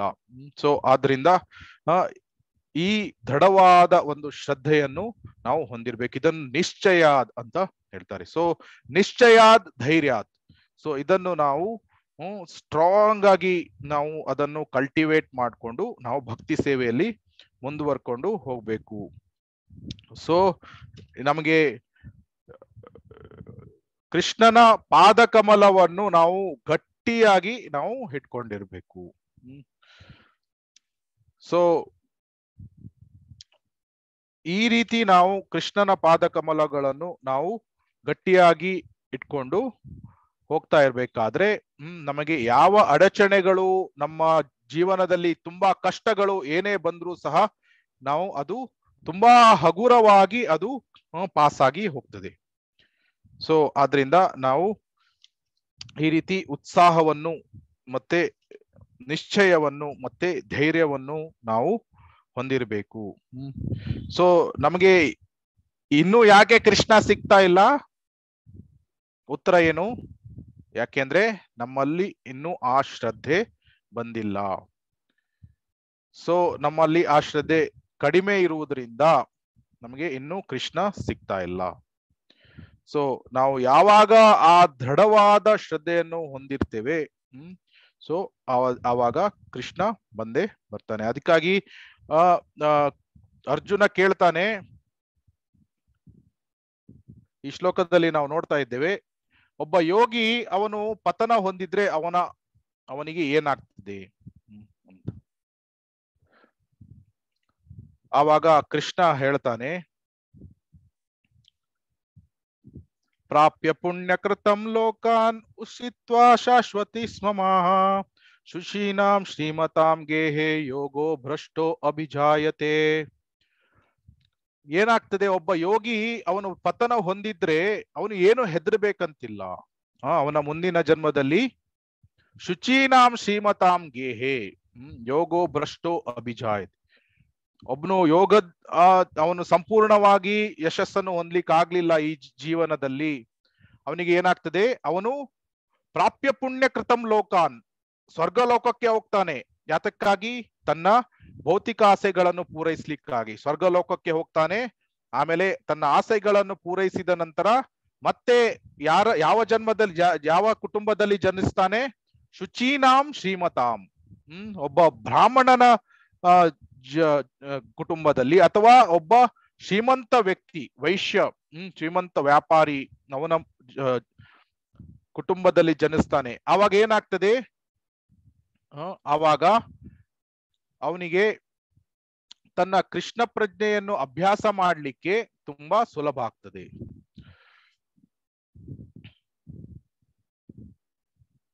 ಸೊ ಇದನ್ನ ಆಲ್ರೆಡಿ ನಾನು ಎಕ್ಸ್ಪ್ಲೇನ್ ಮಾಡಿದ್ದೇನೆ ಆಲ್ಮೋಸ್ಟ್. ಇದನ್ನ ನೀವು ನೋಡಬಹುದು, ಸ್ವಲ್ಪ ಎಕ್ಸ್ಪ್ಲೇನೇಟರಿ ಇದೆ, ಲಾಸ್ಟ್ ಕ್ಲಾಸ್ ಅಲ್ಲಿ ಎಕ್ಸ್ಪ್ಲೇನ್ ಮಾಡಿದ್ದೇನೆ.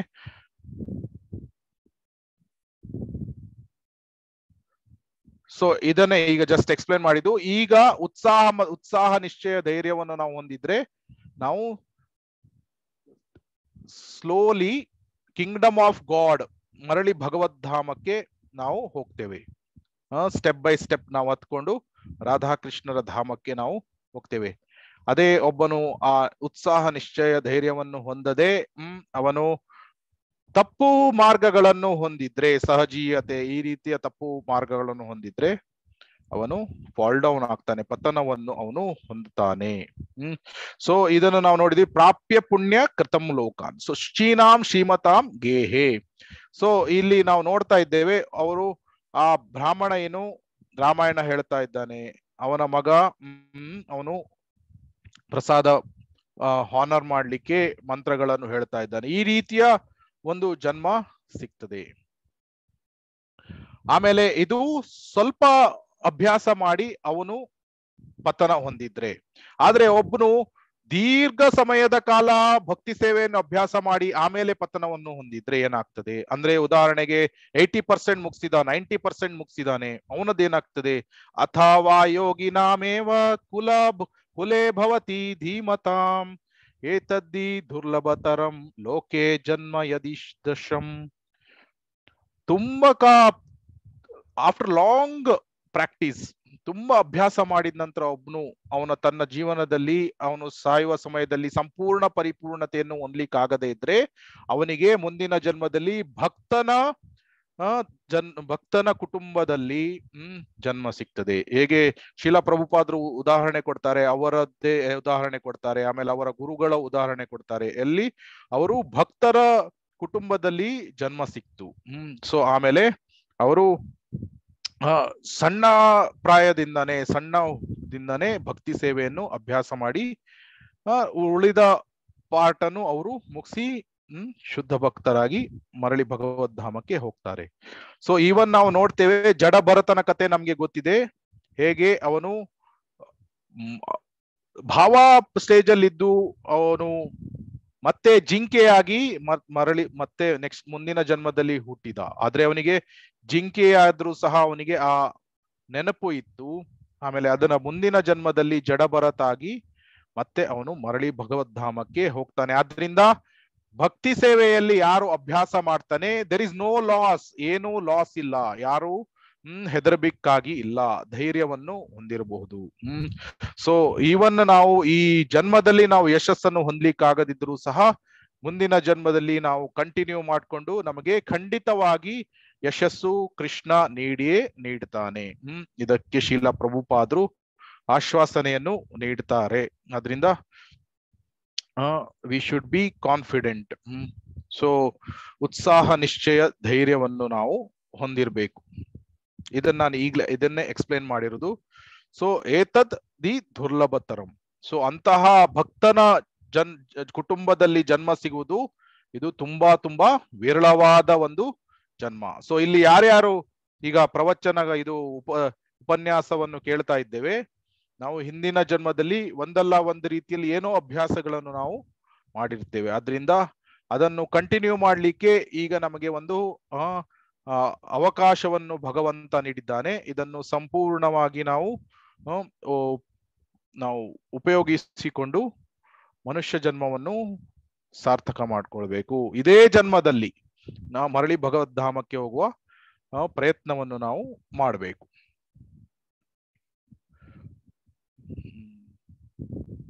So ನಿಶ್ಚಯಾತ್ ಧೈರ್ಯಾತ್,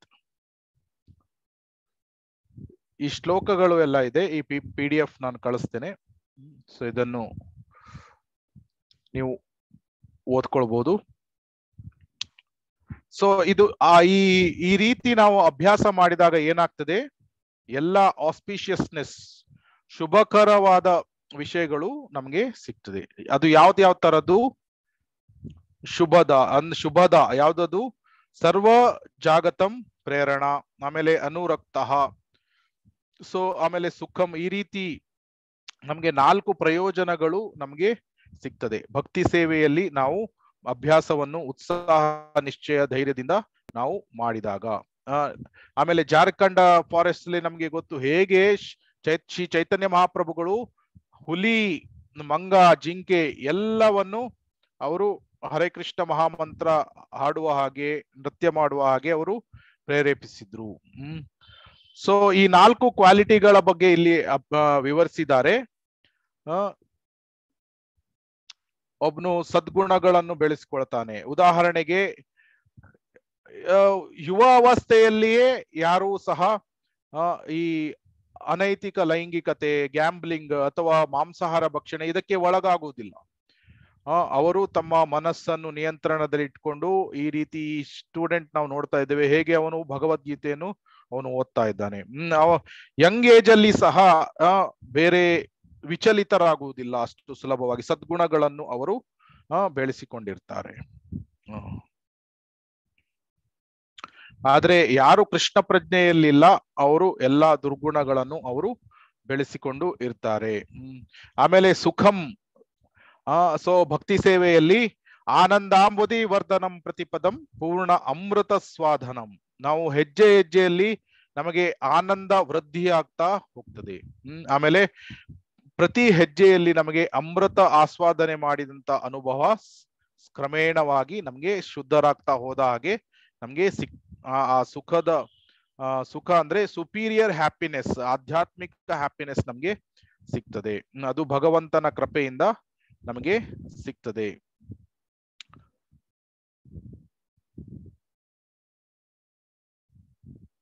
so perfection, protection, profit, powerful and productive.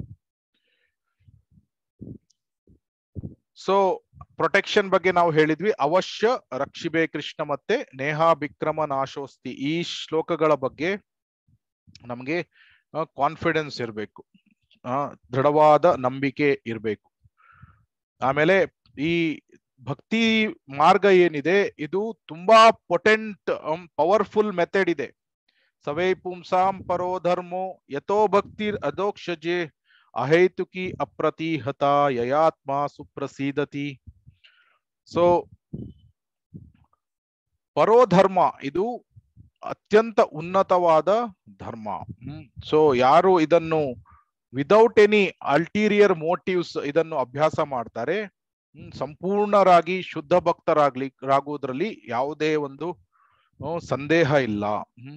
ಆಮೇಲೆ ಇದನ್ನು ಅಭ್ಯಾಸ ಮಾಡ್ಲಿಕ್ಕೆ ಯಾವುದೇ ಒಂದು ಭೌತಿಕವಾದ ಒಂದು ಅರ್ಹತೆಗಳು ಬೇಕಾಗಿಲ್ಲ. ಒಬ್ನು ಬಡವನಾಗಿದ್ದೇನೆ, ನಾನು ನನ್ನ ಹತ್ರ ದುಡ್ಡಿಲ್ಲ, ನಾನು ಇದನ್ನು ಅಭ್ಯಾಸ ಮಾಡ್ಲಿಕ್ಕೆ ಆಗ್ತದೋ ಇಲ್ಲೋ ಅಂತ ಆ ರೀತಿಯ ಒಂದು ಸಂದೇಹಗಳು ಬೇಡ. ಯಾರು ಬೇಕಾದ್ರೂ ಇದನ್ನು ಅಭ್ಯಾಸ ಮಾಡಬಹುದು. ಒಬ್ನಿಗೆ ಎಜುಕೇಶನ್ ಇಲ್ಲ, educated or non educated, rich or poor, male or female, ಸ್ತ್ರೀ ಪುರುಷ, ಯಾವುದೇ ಒಂದು ಪ್ರೀ ಕ್ವಾಲಿಫಿಕೇಶನ್ಸ್ಗಳು ಬೇಕಾಗಿಲ್ಲ. ಯಾರು ಬೇಕಾದ್ರೂ ಭಕ್ತಿ ಸೇವೆಯನ್ನು ಅಭ್ಯಾಸ ಮಾಡಬಹುದು. ಸೊ ಆದ್ರಿಂದ ನಾವು ಉತ್ಸಾಹ ನಿಶ್ಚಯ ಮತ್ತು ಧೈರ್ಯವನ್ನು ಹೊಂದಿದ್ದು ನಾವು ನಮ್ಮ ಸಾಧನವನ್ನು ನಾವು ಗಂಭೀರತೆಯಿಂದ ಅಭ್ಯಾಸ ಮಾಡಬೇಕು. ಆವಾಗ ಖಂಡಿತವಾಗಿ ಭಗವಂತನ ಕೃಪೆಯಿಂದ, ಗುರುಗಳ ಕೃಪೆಯಿಂದ ಮತ್ತು ವೈಷ್ಣವರ ಕೃಪೆಯಿಂದ ನಮಗೆ ಒಂದು ದಿನ ಯಶಸ್ಸು ಸಿಕ್ಕಿಯೇ ಸಿಗ್ತದೆ. ಹರೇ ಕೃಷ್ಣ ಕೃಷ್ಣ ಕೃಷ್ಣ ಹರೇ ಹರೇ, ಹರೇ ರಾಮ ರಾಮ ರಾಮ ಹರೇ ಹರೇ. ತುಂಬಾ ಧನ್ಯವಾದಗಳು. ಯಾರಿಗಾದ್ರೂ ಏನಾದ್ರೂ ಪ್ರಶ್ನೆ, ಕಮೆಂಟ್ಸ್ ಅಥವಾ ಕರೆಕ್ಷನ್ಸ್ ಏನಾದ್ರೂ ಇದ್ರೆ ನೀವು ಹೇಳ್ಬೋದು. ಹರೇ ಕೃಷ್ಣ.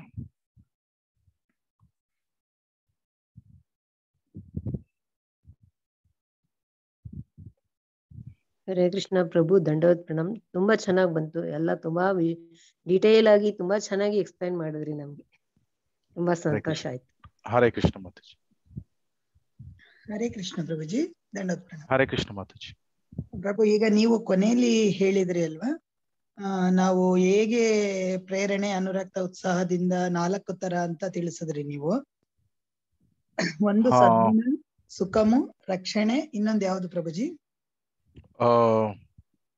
ಇದು ಭಕ್ತಿ ಸೇವೆಯನ್ನು ನಾವು ಅಭ್ಯಾಸ ಮಾಡಿದಾಗ ಸಿಗುವಂತಹ ಶುಭದಾಯಕವಾದ ಒಂದು ಲಕ್ಷಣಗಳು. ಅಂದ್ರೆ ನಮ್ಗೆ ಒಂದೊಂದಾಗಿ ಇದು ಸಿಗ್ತದೆ. ಸದ್ಗುಣ, ಅನುರಕ್ತತ ಅಂದ್ರೆ ಆ ಭಕ್ತ ಎಲ್ಲರನ್ನು ಆಕರ್ಷಿಸ್ತಾನೆ. ಈಗ ನಾವು ಶುದ್ಧ ಭಕ್ತರು, ಅವರು ಎಲ್ಲರನ್ನು ಆಕರ್ಷಿಸ್ತಾರೆ. ಆಮೇಲೆ ಸರ್ವ ಜಗತಂ ಪ್ರೇರಣಾ ಅಂದ್ರೆ ನಾವು ಈ ಚಿತ್ರದಲ್ಲಿ ನೋಡ್ತಾ ಇದ್ದೇವೆ. ಆ ಮೃಗಾರಿ ಅವನು ಮೊದಲು ಎಲ್ಲಾ ಪ್ರಾಣಿಗಳನ್ನು ಅರ್ಧಕೊಳ್ತಾ ಇದ್ದ. ಆದ್ರೆ ನಾರದ ಮುನಿಗಳು ಅವನಿಗೆ ಭಕ್ತನನ್ನಾಗಿ ಮಾಡ್ತಾರೆ. ಆಮೇಲೆ ಮತ್ತೆ ಪರ್ವತ ಮುನಿಗಳ ಜೊತೆ ನಾರದ ಮಹರ್ಷಿಗಳು ಬಂದಾಗ ಆ ಸೇಮ್ ಮೃಗಾರಿ ಅಲ್ಲಿ ಇರುವೆಗಳು ಹೋಗ್ತಾ ಇರ್ಬೇಕಾದ್ರೆ ಆ ನಾರದ ಮುನಿಗಳ ಕಾಲಿಟ್ರೆ ಇರುವೆಗಳು ಸಾಯ್ತದೆ ಅಂತ ಆ ಇರುವೆಗಳನ್ನು ಸೈಡಿಗೆ ಹಾಕ್ತಾ ಇದ್ದಾನೆ. ಸೊ ಕಂಪ್ಯಾಷನ್, ಕರುಣಾಭಾವವನ್ನು ಹೊಂದಿರ್ತಾರೆ. ಸೊ ಇದು ಕರುಣಾಭಾವ ಜಾಸ್ತಿ ಆಗ್ತಾ ಹೋಗ್ತದೆ ಭಕ್ತನಲ್ಲಿ. ಆಮೇಲೆ ಒಬ್ಬ ಶುದ್ಧ ಭಕ್ತನಾಗ್ತಾ ಹೋದಾಗೆ ಅವನು ಎಲ್ಲರನ್ನು ಆಕರ್ಷಣೆ ಮಾಡ್ತಾನೆ ತನ್ನೆಡೆಗೆ. ಸೊ ಶುದ್ಧ ಭಕ್ತನನ್ನು ನೋಡಿದ್ರೆ ಎಲ್ರಿಗೂ ಖುಷಿ ಆಗ್ತದೆ, ಸಂತೋಷ ಆಗ್ತದೆ. ಸೊ ಆ ರೀತಿ. ಆಮೇಲೆ ಆ ಭಕ್ತನಲ್ಲಿ ಎಲ್ಲಾ ರೀತಿಯ ಸದ್ಗುಣಗಳು ಬೆಳೀತದೆ. ಸೊ 26 ಕ್ವಾಲಿಟೀಸ್ಗಳು ಇದೆ. ಸರಳತೆ, ವಿನಮ್ರ ಭಾವ, ಶುದ್ಧತೆ, ಸ್ವಾಧ್ಯಾಯ, ಆಮೇಲೆ ಅಹಿಂಸಾ, ಸತ್ಯತೆ. ಸೊ ಈ ಎಲ್ಲಾ ಬಾಡ್ಲಿ ಕ್ವಾಲಿಟೀಸ್ಗಳು ಒಬ್ಬ ಭಕ್ತನಲ್ಲಿ ಸಾವಧಾನವಾಗಿ, ಸಾವಕಾಶವಾಗಿ ಅದು ಬೆಳೀತಾ ಹೋಗ್ತದೆ. ಸೊ ಆಮೇಲೆ ಸುಖಂ ಅದೇ ಎಕ್ಸ್ಪ್ಲೇನ್ ಮಾಡಿದಾಗೆ, ಆನಂದಾಂಬುದಿ ವರ್ಧನಂ ಪ್ರತಿಪದಂ ಪೂರ್ಣ ಅಮೃತ ಸ್ವಾದನಂ.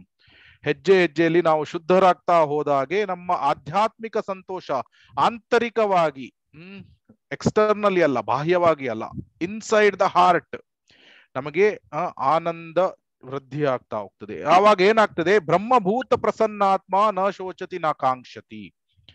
ಸೊ ಬ್ರಹ್ಮಭೂತ ಸ್ಟೇಜ್ಗೆ ಹೋದಾಗ ನಮ್ಗೆ ನಾವು ಆತ್ಮಾರಾಮ್ ಸ್ಟೇಜ್ ಅಂದ್ರೆ ಏನು? ಹೊರಗಿನ ಭೌತಿಕ ಜಗತ್ತಿನಲ್ಲಿ ಏನೇ ನಡೀತಾ ಇರ್ಲಿ, ಆಂತರಿಕವಾಗಿ internally very blissful, happy. So ಬ್ರಹ್ಮಭೂತ ಸ್ಟೇಜ್. ಪ್ರಸನ್ನಾತ್ಮ ತುಂಬಾ ಸಂತೋಷದಿಂದ ಇರ್ತಾನೆ. So no lamentation, no hankering, ಯಾವುದೇ ಒಂದು ರೀತಿಯ ಮೋಹ ಇಲ್ಲ. ಅಥವಾ ಈ ಹ್ಯಾಂಕರಿಂಗ್ಸ್ಗಳು, ಅದು ಕಳೆದೋಯ್ತು, ಇದು ಇಷ್ಟು ದುಡ್ಡು ಅಲ್ಲಿ ಹೋಯ್ತು, ನನ್ನ ಮಗಳಿಗೆ ಇನ್ನೂ ಯಾರು ಹುಡುಗ ಸಿಗ್ಲಿಲ್ಲ. ಸೊ ಈ ರೀತಿಯ ಒಂದು ಎಕ್ಸ್ಟರ್ನಲ್ ಫ್ಯಾಕ್ಟರ್ಸ್ಗಳು ಆ ಭಕ್ತನಿಗೆ ಇಫೆಕ್ಟ್ ಆಗುವುದಿಲ್ಲ. ಯಾಕಂದ್ರೆ ಅವನು he has got the higher taste. So ಪರಂ ದೃಷ್ಟ್ವಾ ನಿವರ್ತತೆ, ಹೈಯರ್ ಟೇಸ್ಟ್ ಸಿಕ್ಕಿದಾಗ ಆಂತರಿಕವಾಗಿ ಅವನು ಆನಂದದಿಂದ ಇರ್ತಾನೆ. ಸೊ ದಟ್ ಇಸ್ ಸುಖಂ. ಸೊ ನಿಮ್ಮ ಪ್ರಶ್ನೆಗೆ ಉತ್ತರ ಸಿಕ್ತಾ ಮಾತಾಜಿ? ಓಕೆ ಪ್ರಭುಜಿ. ಅಂದ್ರೆ ಒಂದು ಭಕ್ತರಾದ್ರೆ ಅವರ ಲಕ್ಷಣಗಳು ಹೇಗಿರುತ್ತೆ ಅಂತ ನಾವು ತಿಳಿಯಬಹುದು. ಶುಭದ ಅಂದ್ರೆ ಭಕ್ತಿ ಸೇವೆಯನ್ನು ನಾವು ಉತ್ಸಾಹ, ನಿಶ್ಚಯ, ಧೈರ್ಯದಿಂದ ಅಭ್ಯಾಸ ಮಾಡ್ತಾ ಹೋದ ಹಾಗೆ ನಮಗೆ ಈ ರೀತಿಯ ಆಸ್ಪಿಷಿಯಸ್, ಶುಭದಾಯಕವಾದ ಒಂದು ಚಿಹ್ನೆಗಳು ಕಾಣ್ತಾ ಹೋಗ್ತದೆ ಆ ರೀತಿ. ಲಕ್ಷಣಗಳು ಕಾಣುತ್ತವೆ. ಲಕ್ಷಣಗಳು ಕರೆಕ್ಟ್, ಚಿಹ್ನೆ ಅಂದ ಲಕ್ಷಣಗಳು. ಓಕೆ. ಸೊ ನನ್ನ ಇಂಗ್ಲಿಷ್ ಕೆಲವು ಕನ್ನಡ ವರ್ಡ್ಸ್ ಗಳು ಸ್ವಲ್ಪ ದಯವಿಟ್ಟು ಅಡ್ಜಸ್ಟ್ ಮಾಡ್ಕೊಳ್ಳಿ. ಅಂದ್ರೆ ಪ್ರಭುಜಿ PDF ಕೂಡ ಕನ್ನಡದಲ್ಲಿ ಸ್ವಲ್ಪ ಹಾಕ್ಲಿಕ್ಕೆ ಟ್ರೈ ಮಾಡಿದ್ರೆ ನಮ್ಗೆ ಹೆಲ್ಪ್ ಆಗುತ್ತೆ ಪ್ರಭುಜಿ. ಇಂಗ್ಲಿಷ್ ಬರ್ದೇ ಇರೋ ಹೆಲ್ಪ್ ಆಗುತ್ತೆ. ಅದು ಸ್ಲೋಲಿ ವರ್ಕ್ ಮಾಡ್ತಾ ಇದ್ದಾರೆ ಮಾತಾಜಿ. ಮೋಸ್ಟ್ಲಿ ನೋಡ್ತೇವೆ. ಸುವರ್ಣ ಗೌರರಿ ಪ್ರಭುಗೆ ಹೇಳ್ತೇನೆ. So may be it may ಸ್ವಲ್ಪ ಸಮಯ ಹಿಡಿಬಹುದು. ನಾವು ಈಗ ಸದ್ಯ ಇಂಗ್ಲಿಷ್ ಹಾಕಿರ್ತೇನೆ. ಫ್ಯೂಚರ್ ಅಲ್ಲಿ ಸ್ಲೋಲಿ ನಾವು ಈ ಎಲ್ಲ PDF ಗಳನ್ನು ಕನ್ನಡದಲ್ಲಿ ಟ್ರಾನ್ಸ್ಲೇಟ್ ಮಾಡುವಂತಹ ಒಂದು ಪ್ರಾಜೆಕ್ಟ್ ಇದೆ. ಬಟ್ ಅದು ತುಂಬಾ ಸಮಯ ಹಿಡಿತಾ ಇದೆ. ನಾವು ನಮ್ಮ ಪ್ರಯತ್ನ ಮ್ಯಾಕ್ಸಿಮಮ್ ಮಾಡ್ತೇವೆ ಮಾತಾಜಿ. ಸಾರಿ ಪ್ರಭುಜಿ, ನಮ್ಮಂತವ್ರಿಗೆಲ್ಲ ನಿಮ್ಮ ಒಂದು ಸಹಾಯ ತುಂಬಾ ಚೆನ್ನಾಗಿ ಟ್ರೈ ಮಾಡ್ತಾ ಇದ್ದೀರಾ. ಧನ್ಯವಾದಗಳು ಪ್ರಭುಜಿ. ಧನ್ಯವಾದ ಮಾತಾಜಿ. ಹರೇ ಕೃಷ್ಣ. ಸೊ ಬೇರೆಯವರಿಗೆ ಏನಾದ್ರೂ ಪ್ರಶ್ನೆ ಇದೆಯಾ?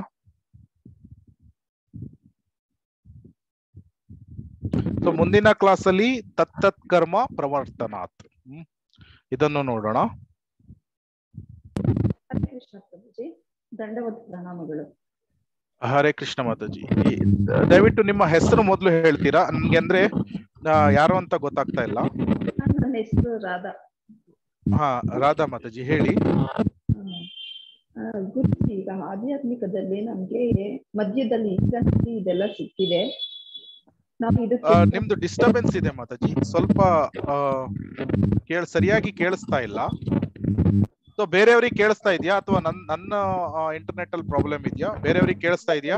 ಇಲ್ಲ, ಡಿಸ್ಟರ್ಬ್ ಇದೆ. ಸೊ ಮಾತಾಜಿ ನಿಮ್ದು ಸ್ವಲ್ಪ ಡಿಸ್ಟರ್ಬೆನ್ಸ್ ಇದೆ.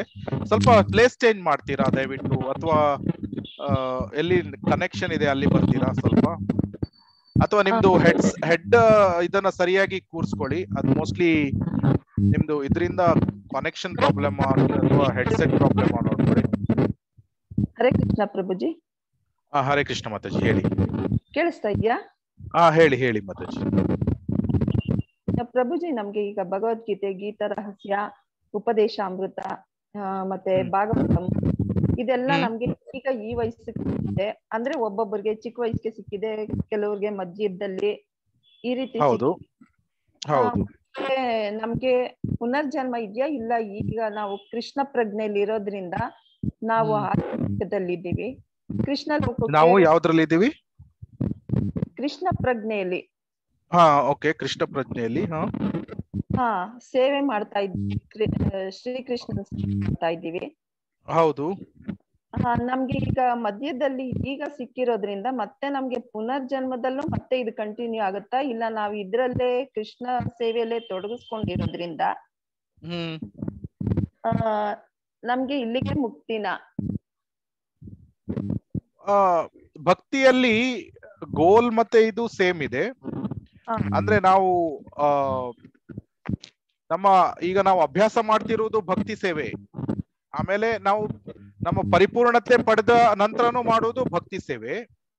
ಸೊ ಅದರಿಂದ goal and the process is the same. So ಭಕ್ತಿ ಸೇವೆನೇ ಮಾಡುವುದು. ಸೊ ಆಧ್ಯಾತ್ಮಿಕ ಲೋಕಕ್ಕೆ ಹೋದ್ರೂ ಸಹ ಅಲ್ಲಿ ಸಹ ಮಾಡುವುದು ಭಕ್ತಿ ಸೇವೆನೆ. ಸೊ ಆದ್ರಿಂದ ನಿಮ್ಮ ಪ್ರಶ್ನೆ ಏನು ಅಂದ್ರೆ, ಈಗ ನಾವೀಗ ಈಗ ಕೆಲವರಿಗೆ 40 ವರ್ಷದ ಆದಾಗ ಭಕ್ತರಾಗಬಹುದು, ಅಥವಾ ಕೆಲವರು ಇನ್ನೂ ಲೇಟು, ಕೆಲವರು 55-60 ವರ್ಷಕ್ಕೆ ಭಕ್ತರಾಗ್ತಾರೆ. ಆವಾಗ ಅವರ ಬಳಿ ತುಂಬಾ ಸಮಯ ಕಮ್ಮಿ ಇದೆ. ಆವಾಗ ಏನ್ ಮಾಡುವುದು ಅಂತ ಅದಕ್ಕಾಗಿ ಆ ಶ್ಲೋಕಗಳನ್ನು ನಾನು ತೋರಿಸಿರುವುದು. ಈಗ ಒಬ್ನು ಶುದ್ಧ ಭಕ್ತ ಅಂದ್ರೆ 100% ಪ್ಯೂರ್ ಆಗ್ಬೇಕು ಅಲ್ವಾ? 100% ಶುದ್ಧ ಭಕ್ತ ಅಂದ್ರೆ 100% ಆಗ್ಬೇಕು. ಸೊ ನಾವು ಎಷ್ಟು ಭಕ್ತಿ ಸೇವೆಯನ್ನು ನಾವು ಈ ಲೈಫ್ ಅಲ್ಲಿ ಮಾಡ್ತೇವೆ ಅದು ಶಾಶ್ವತವಾಗಿ ನಮ್ಮ ಅಕೌಂಟ್ ಅಲ್ಲಿ ಇರ್ತದೆ. ನಾನೀಗ ಉದಾಹರಣೆಗೆ ನಾನು 40% ಭಕ್ತಿಯನ್ನು ಈ ಲೈಫ್ ಅಲ್ಲಿ ಮುಗಿಸಿದ್ರೆ 40% ನಂದು ಆಧ್ಯಾತ್ಮಿಕ ಅಕೌಂಟ್ ಅಲ್ಲಿ ಶಾಶ್ವತವಾಗಿ ಇರ್ತದೆ. ಮುಂದಿನ ಲೈಫ್ ಅಲ್ಲಿ ನಾನು 41% ಇಂದ ಆರಂಭ ಮಾಡ್ತೇನೆ. ಸೊ ಅದರಿಂದ ನಾವು ಏನು ಹೆದರ್ಬೇಕಾಗಿಲ್ಲ. ಆದ್ರೆ ಈಗ ಕೆಲವರಿಗೆ 40 ವರ್ಷ 50 ವರ್ಷಕ್ಕೆ ಭಕ್ತರಾಗಿದ್ವು ಅಂತ ಆ ಉಳಿದ ಸಮಯದಲ್ಲಿ ಪರ್ಫೆಕ್ಷನ್ ಅಟೈನ್ ಮಾಡ್ಲಿಕ್ಕೆ ಆಗಲ್ಲ ಅಂತ ಏನು ಇಲ್ಲ. ಒಬ್ನು ಗಂಭೀರತೆಯಿಂದ ಅಭ್ಯಾಸ ಮಾಡಿದ್ರೆ ವಿದಿನ್ 20-30 ಇಯರ್ಸ್, 70 ತನಕ ವಯಸ್ಸಿದ್ರೆ 40ಕ್ಕೆ ಬಂದ್ರೆ 30 ವರ್ಷದಲ್ಲೂ ಸಹ ಪರಿಪೂರ್ಣತೆಯನ್ನು ಪಡಿಬಹುದು. ಒಂದು ವೇಳೆ ಪಡಿಲಿಕ್ಕೆ ಆಗದೆ ಇದ್ರೆ ಸೊ ಅದೇ ಈ 2 ಶ್ಲೋಕದಲ್ಲಿ ಅಭ್ಯಾಸ ಮಾಡಿರುವುದು. ಶ್ರೀ ಅರ್ಜುನನು ಅದೇ ಪ್ರಶ್ನೆಯನ್ನು ಕೇಳ್ತಾನೆ ಕೃಷ್ಣನಿಗೆ.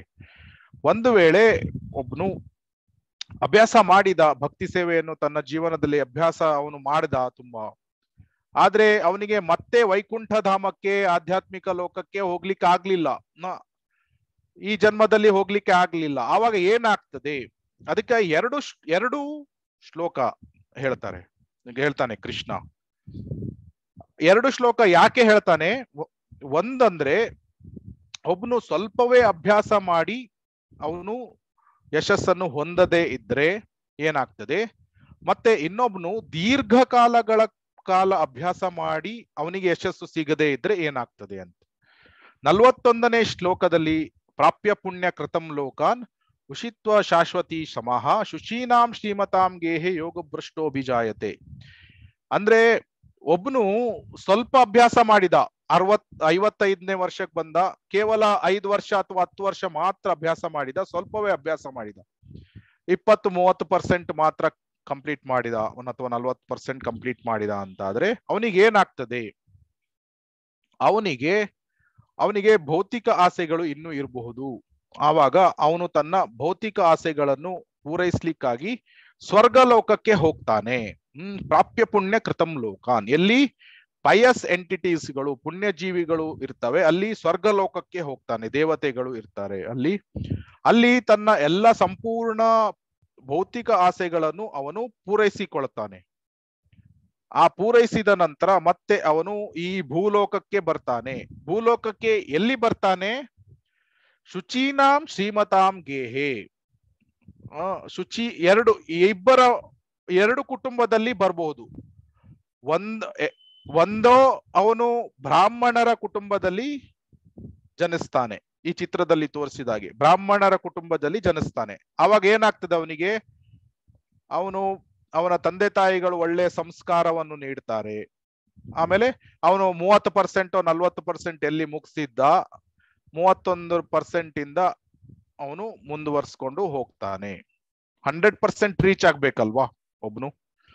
ಸೊ 100% ಶುದ್ಧ ಭಕ್ತರಾದಾಗ ವೈಕುಂಠ ಧಾಮಕ್ಕೆ ಮರಳಿ ಭಗವದ್ಧಾಮಕ್ಕೆ, ಗೋಲೋಕ ಧಾಮಕ್ಕೆ ಹೋಗ್ಲಿಕ್ಕೆ ಸಾಧ್ಯ ಇದೆ. ಸಂಪೂರ್ಣರಾಗಿ ಶುದ್ಧ ಭಕ್ತರಾಗ್ಬೇಕು, 100% ಆಗ್ಬೇಕು. ಸೊ 31% ಅಥವಾ 41% ಎಲ್ಲಿ ಅವನು ಹಿಂದಿನ ಮನುಷ್ಯ ಜನ್ಮದಲ್ಲಿ ನಿಲ್ಸಿರ್ತಾನೆ, ಅಲ್ಲಿಂದ ಮುಂದುವರ್ಕೊಂಡು ಹೋಗ್ತಾನೆ. ಬ್ರಾಹ್ಮಣರ ಕುಟುಂಬದಲ್ಲಿ ಜನಿಸಿದ್ರೆ ಅವನಿಗೆ ಒಳ್ಳೆ ಸಂಸ್ಕಾರಗಳು ಸಿಗ್ತದೆ. ಅಥವಾ ಶ್ರೀಮತಾಂ ಅಂದ್ರೆ ರಿಚ್ ಅರಿಸ್ಟೋಕ್ರಾಟಿಕ್ ಫ್ಯಾಮಿಲಿ, ಶ್ರೀಮಂತರ ಮನುಷ್ಯ ಕುಟುಂಬದಲ್ಲಿ ಜನಿಸ್ತಾನೆ. ಅಲ್ಲಿಂದ ಅವನಿಗೆ ಸೌಲಭ್ಯಗಳು ದೊರೀತದೆ. ಆವಾಗ ಅವನು ಅಲ್ಲಿಂದ ಎಲ್ಲಿ ನಿಲ್ಸಿದ್ದ ಅಲ್ಲಿಂದ ಮುಂದುವರಿಸ್ಕೊಂಡು ಹೋಗಬಹುದು. ಆದ್ರೆ ಇಲ್ಲಿ ಒಂದು ಪ್ರಾಬ್ಲಮ್ ಏನು ಅಂದ್ರೆ, ಶ್ರೀಮಂತ ವ್ಯಕ್ತಿಯ ಕುಟುಂಬದಲ್ಲಿ ಜನಿಸಿದ ತಕ್ಷಣ ಒಬ್ನು ಮಿಸ್ಯೂಸ್ ಮಾಡ್ಕೊಳ್ಳಿಕ್ಕೂ ಸಾಧ್ಯತೆಗಳು ಇದೆ. ಯಾಕೆಂದ್ರೆ ಅವನು ಜಾಸ್ತಿ ಅಭ್ಯಾಸಗಳನ್ನು ಮಾಡಿಲ್ಲ, ಸ್ವಲ್ಪವೇ ಅಭ್ಯಾಸಗಳನ್ನು ಮಾಡಿದ್ದಾನೆ. ಆದ್ರಿಂದ ಅವನಿಗೆ ಆ ಸೌಲಭ್ಯಗಳು ಸಿಕ್ಕಿದ್ರು ಸಹ ಅವನು ಮಿಸ್ಯೂಸ್ ಮಾಡ್ಕೊಳ್ಬಾರ್ದು. ಉದಾಹರಣೆಗೆ ಶ್ರೀಮಂತ ಕುಟುಂಬದಲ್ಲಿ ಜನಿಸಿದ ತಕ್ಷಣ ಸೌಲಭ್ಯಗಳು ಇದೆ ಭಕ್ತಿ ಸೇವೆಯನ್ನು ಮಾಡ್ಲಿಕ್ಕೆ, ಜಾಸ್ತಿ ವರ್ಕ್ ಮಾಡ್ಬೇಕಂತಿಲ್ಲ, ಎಲ್ಲ ಸಮಯವನ್ನು ಭಕ್ತಿ ಸೇವೆಯಲ್ಲಿ ಉಪಯೋಗಿಸ್ಕೊಳ್ಬಹುದು. ಆದ್ರೆ ಅದನ್ನು ಅವನು ತಪ್ಪು ದಾರಿಯಲ್ಲಿ ಹೋಗಿ ವುಮನ್ ಹಂಟರ್ ಅಥವಾ ಇದು ಧೂಮಪಾನ ಮಾಡುವುದು, ಮದ್ಯಪಾನಗಳನ್ನು ಮಾಡುವುದು, ಈ ರೀತಿ ಪತನಗೊಂಡ್ರೆ ಆ ಡೇಂಜರ್ ಇದೆ. ಅಥವಾ ಬ್ರಾಹ್ಮಣರ ಕುಟುಂಬದಲ್ಲಿ ಜನಿಸಿಕೊಂಡು ನಾನು ಬ್ರಾಹ್ಮಣ ಕುಟುಂಬದಲ್ಲಿ ಜನಿಸಿದ್ದೇನೆ ಅನ್ನುವ ಅಹಂಕಾರವನ್ನು ಹೊಂದಿದ್ದು ಅವನು ಭಕ್ತಿ ಸೇವೆಯಲ್ಲಿ ಜಾಸ್ತಿ ಪ್ರಗತಿ ಹೊಂದದೇ ಇದ್ರೆ ಈ ಡೇಂಜರ್ಗಳು ಇದರಲ್ಲಿ ಇದೆ. ಆದ್ರೆ ಆ ಸೌಲಭ್ಯಗಳನ್ನು ಸರಿಯಾಗಿ ಉಪಯೋಗಿಸಿಕೊಂಡ್ರೆ ಅವನು 31-41% ಇಂದ ಮುಂದೆ ಹೋಗಿ 100% ಮಾಡ್ಕೊಳ್ಳುವ ಒಂದು ಸೌಲಭ್ಯವನ್ನು ಕೃಷ್ಣ ಆ ಜೀವಾತ್ಮಕ್ಕೆ ನೀಡ್ತಾನೆ. ಇದು ಯಾರು ಸ್ವಲ್ಪವೇ ಸಮಯ ಅಭ್ಯಾಸ ಮಾಡಿದ ಜೀವಾತ್ಮಗಳಿಗೆ, ಅಂದ್ರೆ ಜಾಸ್ತಿ ಅಭ್ಯಾಸ ಮಾಡಿಲ್ಲ ಅವರಿಗೆ. ಆದ್ರೆ 42ನೇ ಶ್ಲೋಕದಲ್ಲಿ ಕೃಷ್ಣ ಹೇಳ್ತಾನೆ, ಒಬ್ನು ತನ್ನ ತುಂಬಾ ದೀರ್ಘಕಾಲಗಳ ವರ್ಷಗಳಷ್ಟು ಅವನು ಅಭ್ಯಾಸ ಮಾಡಿದ್ದಾನೆ. 30 ವರ್ಷ ಮಾಡಿದ, 40 ವರ್ಷ ಮಾಡಿದ ಭಕ್ತಿ ಸೇವೆಯಲ್ಲಿ, ಅಥವಾ 50 ವರ್ಷಗಳ ಕಾಲ ಅಭ್ಯಾಸ ಮಾಡಿದ್ದಾನೆ. ಆದ್ರೂ ಅವನಿಗೆ ಸಂಪೂರ್ಣವಾಗಿ ಶುದ್ಧ ಭಕ್ತನಾಗ್ಲಿಕ್ಕೆ ಆಗ್ಲಿಲ್ಲ. ಏನೋ ಅಹಂಕಾರ ಇದೆ, ಅಥವಾ ಈ ಪೂಜಾ ಲಾಭ ಪ್ರತಿಷ್ಠಾ ಅನ್ನುವಂತಹ ಒಂದು ಅನರ್ಥ ಇದೆ. ಏತಕ್ಕಾಗೋ ಅವನಿಗೆ ಸಂಪೂರ್ಣನಾಗಿ ಶುದ್ಧನಾಗ್ಲಿಕ್ಕೆ ಆಗ್ಲಿಲ್ಲ ಅಂದ್ರೆ, ಅಥಾವಾ ಯೋಗಿನಾಮೇವ ಕುಲೇ ಭವತಿ ಧೀಮತಾಂ ಏತದ್ಧಿ ದುರ್ಲಭತರಂ ಲೋಕೆ ಜನ್ಮ ಇದೃಶಂ. ಅವನಿಗೆ ಏನಾಗ್ತದೆ, 80% ಮುಗಿಸಿದಾನೆ ಹಿಂದಿನ ಜನ್ಮದಲ್ಲಿ, ಅಥವಾ 85-90% ಮುಗಿಸಿದಾನೆ, ಕೇವಲ ಸ್ವಲ್ಪ ಪರ್ಸೆಂಟೇಜ್ ಉಳಿದಿದೆ. ಆವಾಗ ಅವನಿಗೆ ಭಕ್ತನ ಮುಂದಿನ ಜನ್ಮದಲ್ಲಿ ಅವನು ಸ್ವರ್ಗಲೋಕಕ್ಕೆ ಹೋಗುವುದಿಲ್ಲ ಅವನು, ಯಾಕಂದ್ರೆ ಅವನಿಗೆ ಭೌತಿಕ ಆಸೆಗಳೇ ಇಲ್ಲ ಅವನಿಗೆ. ಅವನು ಮುಂದಿನ ಜನ್ಮದಲ್ಲಿ ಇಮಿಡಿಯೇಟ್ ನೆಕ್ಸ್ಟ್ ಲೈಫ್ ಅಲ್ಲಿ ಅವನಿಗೆ ಭಕ್ತನ ಕುಟುಂಬದಲ್ಲಿ ಜನ್ಮ ಸಿಗ್ತದೆ. ಆವಾಗ ಏನಾಗ್ತದೆ, ಇಮಿಡಿಯೇಟ್ ನೆಕ್ಸ್ಟ್ ಲೈಫ್ ಭಕ್ತನ ಕುಟುಂಬದಲ್ಲಿ ಜನ್ಮ ಸಿಕ್ಕಿದಾಗ ಅವನು ಉಳಿದ 15-20% 10% ಅದನ್ನು ಮುಗಿಸ್ಕೊಂಡು ಸಂಪೂರ್ಣ ಶುದ್ಧನ ಭಕ್ತನಾಗಿ ಅವನು ಅದೇ ಜನ್ಮದಲ್ಲಿ ಮರಳಿ ಭಗವದ್ಧಾಮಕ್ಕೆ, ವೈಕುಂಠಧಾಮಕ್ಕೆ ಹೋಗ್ಲಿಕ್ಕೆ ಸಾಧ್ಯ ಆಗ್ತದೆ. ಸೊ ವೈಕುಂಠಧಾಮ, ಗೋಲೋಕಧಾಮಕ್ಕೆ ಹೋಗಿ ಮಾಡುವುದೇನು, ಅಲ್ಲಿ ಸಹ ಭಕ್ತಿ ಸೇವೆಯನ್ನೇ ಮಾಡುವುದು. ಅಲ್ಲಿ ಸಹ ಕೃಷ್ಣನಿಗೆ ಸೇವೆಯನ್ನೇ ಮಾಡುವುದು, ಭಕ್ತರಿಗೆ ಸೇವೆಯನ್ನೇ ಮಾಡುವುದು. ಇಲ್ಲಿ ಸಹ ಕೃಷ್ಣನಿಗೆ ಸೇವೆಯನ್ನು ಮಾಡುವುದು, ಭಕ್ತರಿಗೆ ಸೇವೆಯನ್ನು ಮಾಡುವುದು. ಡಿಫ್ರೆನ್ಸ್ ಏನು, ಇಲ್ಲಿ ನಾವು ಇನ್ನೂ ಶುದ್ಧರಾಗಿಲ್ಲ, ಅಶುದ್ಧರಾಗಿ ಇದ್ದೇವೆ. ಅಂದ್ರೆ ಇನ್ನೂ ಶುದ್ಧರಾಗ್ಲಿಕ್ಕೆ ಪ್ರಯತ್ನವನ್ನು ಮಾಡ್ತಾ ಇದ್ದೇವೆ. ಶುದ್ಧರಾಗ್ಲಿಕ್ಕೆ ಪ್ರಯತ್ನ ಮಾಡ್ತಾ ಇಲ್ಲಿ ಈಗ ಭಕ್ತಿ ಸೇವೆಯನ್ನು ನಾವು ಮಾಡ್ತಾ ಇದ್ದೇವೆ. ಸಂಪೂರ್ಣ ಪರಿಪೂರ್ಣತೆ ಸಿಕ್ಕಿದ ಮೇಲೆ, 100% ಶುದ್ಧ ಭಕ್ತರಾದ್ಮೇಲೆ ನಾವು ಆಧ್ಯಾತ್ಮಿಕ ಲೋಕದಲ್ಲೂ ಸಹ ಭಕ್ತಿ ಸೇವೆಯನ್ನು ಸಂಪೂರ್ಣ ಶುದ್ಧತೆಯಿಂದ ನಾವು ಅದನ್ನು ಮಾಡ್ತೇವೆ.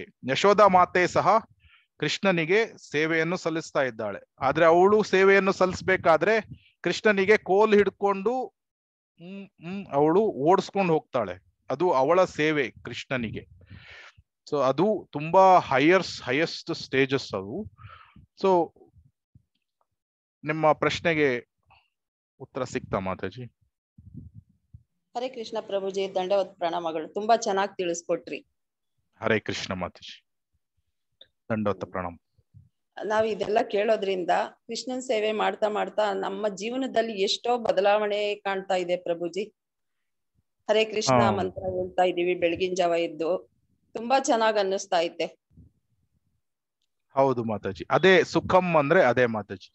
ಸ್ಲೋಲಿ ಏನಾಗ್ತದೆ, ಭಿದ್ಯತೆ ಹೃದಯ ಗ್ರಂಥಿ ಚಿದ್ಯಂತೆ ಸರ್ವ ಸಂಶಯ.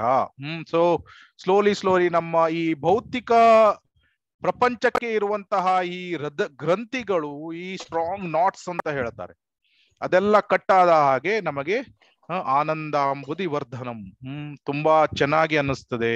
ಆಮೇಲೆ ಸ್ಲೋಲಿ ಆ ಒಳಗಿಂದ ಆನಂದ ಬರ್ಲಿಕ್ಕೆ ಆರಂಭ ಆಗ್ತದೆ.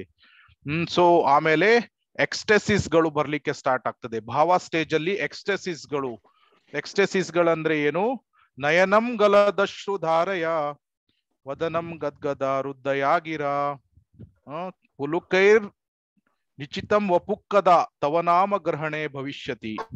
ಈಗ ನಮ್ಗೆ ಹರೇ ಕೃಷ್ಣ ಮಹಾಮಂತ್ರ ಹೇಳ್ಬೇಕಾದ್ರೆ ಕಣ್ಣಲ್ಲಿ ನೀರು ಬರುವುದಿಲ್ಲ ಈಗ.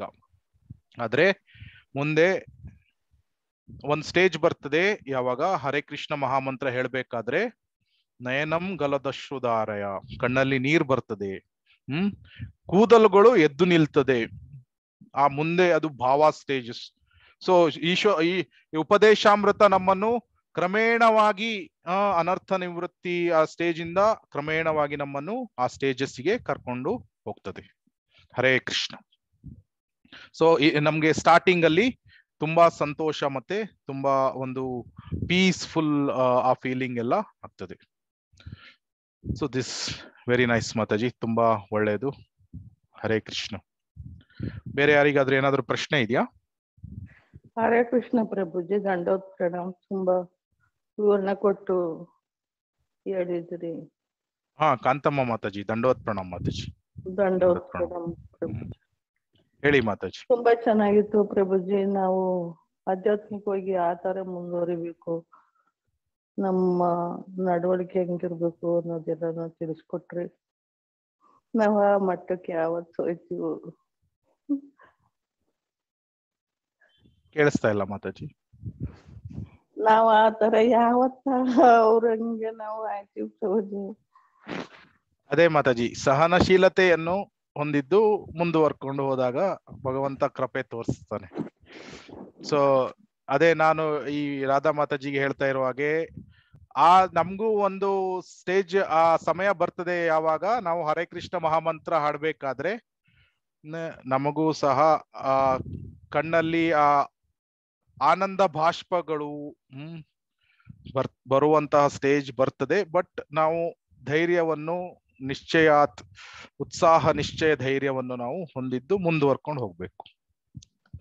ಹರೇ ಕೃಷ್ಣ ಮಾತಾಜಿ. ಹರೇ ಕೃಷ್ಣ ಪ್ರಭುಜಿ. ದಂಡೋತ್ ಪ್ರಣಾಮ್. ದಂಡವತ್ ಪ್ರಣಾಮ್ ಮಾತಾಜಿ. ದಂಡವತ್ ಪ್ರಣಾಮ್. ದಂಡೋತ್ ಪ್ರಣಾಮ್. ಸೊ ಬೇರೆ ಯಾರಿಗೂ ಪ್ರಶ್ನೆ ಇದೆಯೋ? ಇಲ್ಲ ಅಂದ್ರೆ ನಾವು ವೈಷ್ಣವ ಪ್ರಣಾಮದೊಂದಿಗೆ ಕ್ಲಾಸ್ ಅನ್ನು ಮುಗಿಸೋಣ. ವಾಂಛಕಲ್ಪತರುಭ್ಯಶ್ಚ ಕೃಪಾ ಸಿಂಧುಭ್ಯ ಏವ ಚ ಪತಿತಾನಾಂ ಪಾವನೇಭ್ಯೋ ವೈಷ್ಣವೇಭ್ಯೋ ನಮೋ ನಮಃ. ಅನಂತ ಕೋಟಿ ವೈಷ್ಣವ ವೃಂದ ಕಿ ಜೈ. ಶೀಲ ಪ್ರಭುಪಾದ್ ಕಿ ಜೈ. ತುಂಬಾ ಧನ್ಯವಾದಗಳು ನಿಮ್ಗೆಲ್ರಿಗೂ. ಹರೇ ಕೃಷ್ಣ. ಹರೇ ಕೃಷ್ಣ ಪ್ರಭುಜಿ. ಹರೇ ದಂಡವತ್ ಕೃಷ್ಣ. ಪ್ರಣಾಮ್. ದಂಡವತ್ ಹರೇ ಪ್ರಣಾಮ್. ಕೃಷ್ಣ ಪ್ರಭುಜಿ, ದಂಡವತ್ ಪ್ರಣಾಮಗಳು. ದಂಡವತ್ ಪ್ರಣಾಮ ಮಾತಾಜಿ.